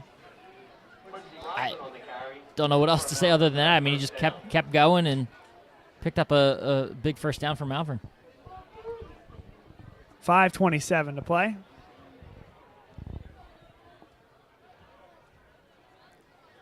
Here comes the screen, thrown low. Ryan Iacone makes the catch, and here he goes to the 50, to the 45. Pulled down at the 41-yard line. By my count, Ryan Iacone's first catch of the night. Should have kept running. He juked there at the end of that play. I think he could have gotten maybe not too much more yardage, but yeah, definitely few. So, Jason, I want to hear from your perspective here as we get to 5:12. left in the game, and they are going to walk off a penalty, so we'll stave off your thoughts until personal foul. Yep. Personal foul against Malvern Prep may have come after the play. We don't have the benefit of audio coming from the hip of the head referee here. But Jason, from your perspective, walking the halls of LaSalle, first of all, welcome back to school. Thank you. Your thoughts and the thoughts of the rest of the LaSalle community about this team and sort of the expectations for it and what we're going to see this year as they go over the top, little overthrown. Yeah. But yeah, there's a pretty big expectation for the team this year, with the majority of the team being seniors compared to last year where there was a lot of underclassmen getting a lot of minutes. We obviously expected Isaiah to play this season, but even during his absence, Selecky's proved that he can help lead this team to where you need to be. So hopefully we can go far and make a deep run into the state playoffs this year. You mentioned the seniority, the experience on this team. The offensive and defensive line, at least their starters, are all seniors. Yes. Yes, last year they were all juniors, and I think just going through the growing pains last year, losing some games, I hope prepared them for the senior season. I mean, we go across the offensive line here. Colin Hirschman, 6'6", 240. Garrett Zobel at the left tackle spot, 6'3", 285. Brendan O'Brien, the senior, at the center position. Chris Maloney, senior, 230, and then Danny Kuznetsov, senior, 230 pounds. Yeah. I mean, that's a big-time offensive line, and those Yeah. four guys besides O'Brien will play on the defensive line as well. Ball through the hands of Ryan Iacone on second, or I should say that was third down. So now fourth down upcoming. Yeah. But with them playing both sides of the ball, that also opens opportunities for the junior and sophomore O-line and D-linemen to get in the game and make some plays. And they've done that so far tonight. I agree. Rotating them in and out, Jason, especially in the second half, you get fresh legs, especially on the defensive side of the ball. Sort of, I see Leland Mursky as a pass rusher, a guy where you pin your ears back. Not exactly. I see Lucas McNally a little bit more from a running side, but to be able to work them both into different situations, and they've done phenomenally tonight. Yeah, them being rotated in, they're much more effective than them starting. They can come in the second and third quarter with fresh legs. They're going to be able to get to the quarterback easily, so it's a plus for the Explorers. Another great job by the LaSalle defense there. Fourth down, the attempt could not be converted, and so LaSalle's offense will go back onto the field with 4 minutes and 17 seconds left in the game. It's also nice to see, with the rotation you're talking about, it is all seniors. So these are guys that are going to have to step up next year. So you kind of want to see them get in there, get game experience, get the opportunity to play alongside one another. Because, obviously this year we're in the throes of this year, but you got to be looking ahead to next year and making sure these guys get a chance to play. This is Jack Machida into the game for LaSalle. Handoff to Keyless, met at the line of scrimmage. And right on cue. I think we were talking about that, whether you'd go to another quarterback. Yep. There is the youngster, Jack Machida, number 15 in the scorebook, sophomore quarterback at 5'10", 160, but has some good tools at the quarterback position. Yeah, the second unit is in now, and a lot of the young guys can have opportunity and make some plays before the game is over.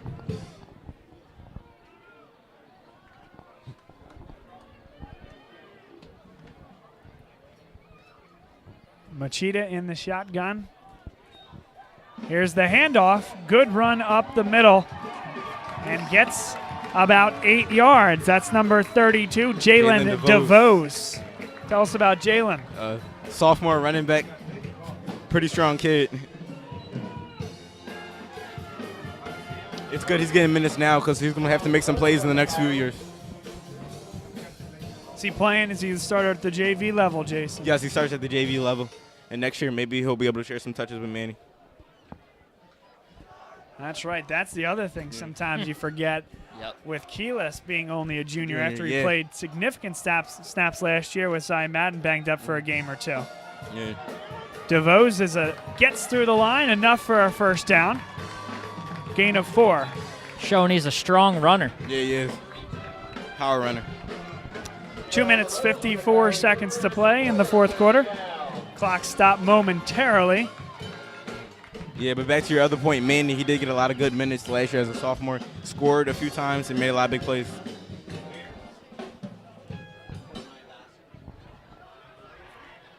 Now from the 35-yard line, Machida in the pistol.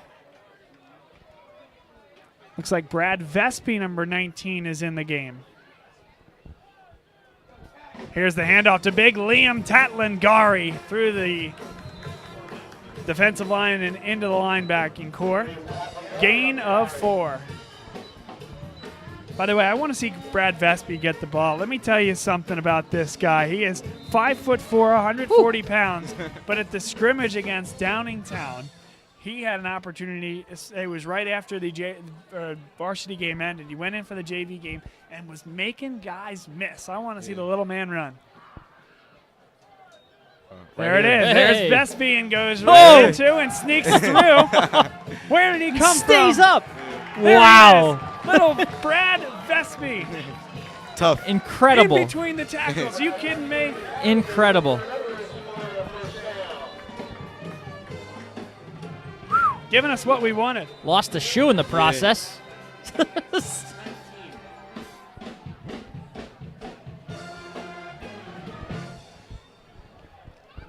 Little I guy, just big want to heart. point out that kid's shorter than me. All And, right. I'm a short kid.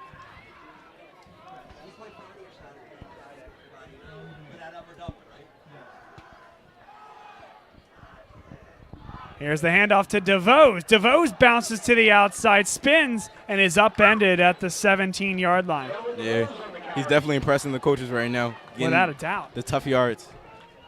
A minute 10 to play. Picking up some hard-earned yards on the I'll ground. say this, though, Jason and Rob. Selfishly, give me more Brad Vespi. Yeah. I want more. I agree. I want more. That's my guy right there. Watch him slip between the tackles. He took about 3 carries in that JV scrimmage, and I just needed more. That was a great run by him. Now DeVos again running downhill. Look at that. Another nice run from him. Slammed into the turf, but more than enough for a first down. You might be getting it, Bob. There he is. See a little Vespi coming onto the field. And the fans love it. Listen to this. DeVos, though, running very well. We saw Tatlingari with a nice run. Now Vespi into the game. And this should be the final play of the game. 15 on the play clock and 28 and counting on the game clock. Got a little Rudy feel to it, doesn't it? No? It does not. You're not giving Brad enough credit. There he goes. Runs into the defensive lineman, drop there, and that'll be the last play of the game. Under 10 seconds to play. LaSalle College High School will move to 2-1 on the year with a win against non-league foe Malvern Prep. They've been playing a lot these years. It's become a nice little rivalry, and LaSalle gets the revenge here tonight. After losing last year at Franklin Field, they come back here and emphatically win 45-21, showing it in all phases, on offense, on defense, and to some extent on special teams. They have done and put on a complete performance tonight. Yeah, it was nice to see. We talked about it at the top with Selecki getting a full week of practice under him with the ones. What kind of difference that would have from last week, where he was kind of thrown into the mix with Isaiah going down. Proved very clearly that he's a very capable replacement for Isaiah, able to sling the ball around and make some impressive throws, and has that senior pedigree, the veteran leadership to go out there and command this offense, and did an excellent job of it tonight. Jason, you made a great point at halftime. It's a different offense with Danny Selecki. It's not about having him go out there and replace Isaiah and run the same sets. It's a different offense altogether to some extent. Yeah, he's definitely throwing the ball a lot more than Isaiah did when Isaiah was playing. And he's throwing the ball deep, and it's nice to see that he has confidence coming in as a second string. LaSalle, the winner, as we mentioned, 45-21. And I think Danny Selecki is the story. I think you guys hit the nail on the head. They really weren't sure whether it's the players, the coaches, the fan base. I don't know that there were many people exactly sure how all this was going to go. We knew that he was a very capable senior veteran quarterback, but he was slinging balls 20, 30, 40 yards down the field, throwing against his body, putting it right on the money. I mean, those are throws that there are not a lot of high school quarterbacks that make with all that frequency and accuracy. So now we'll turn your attention to the alma mater.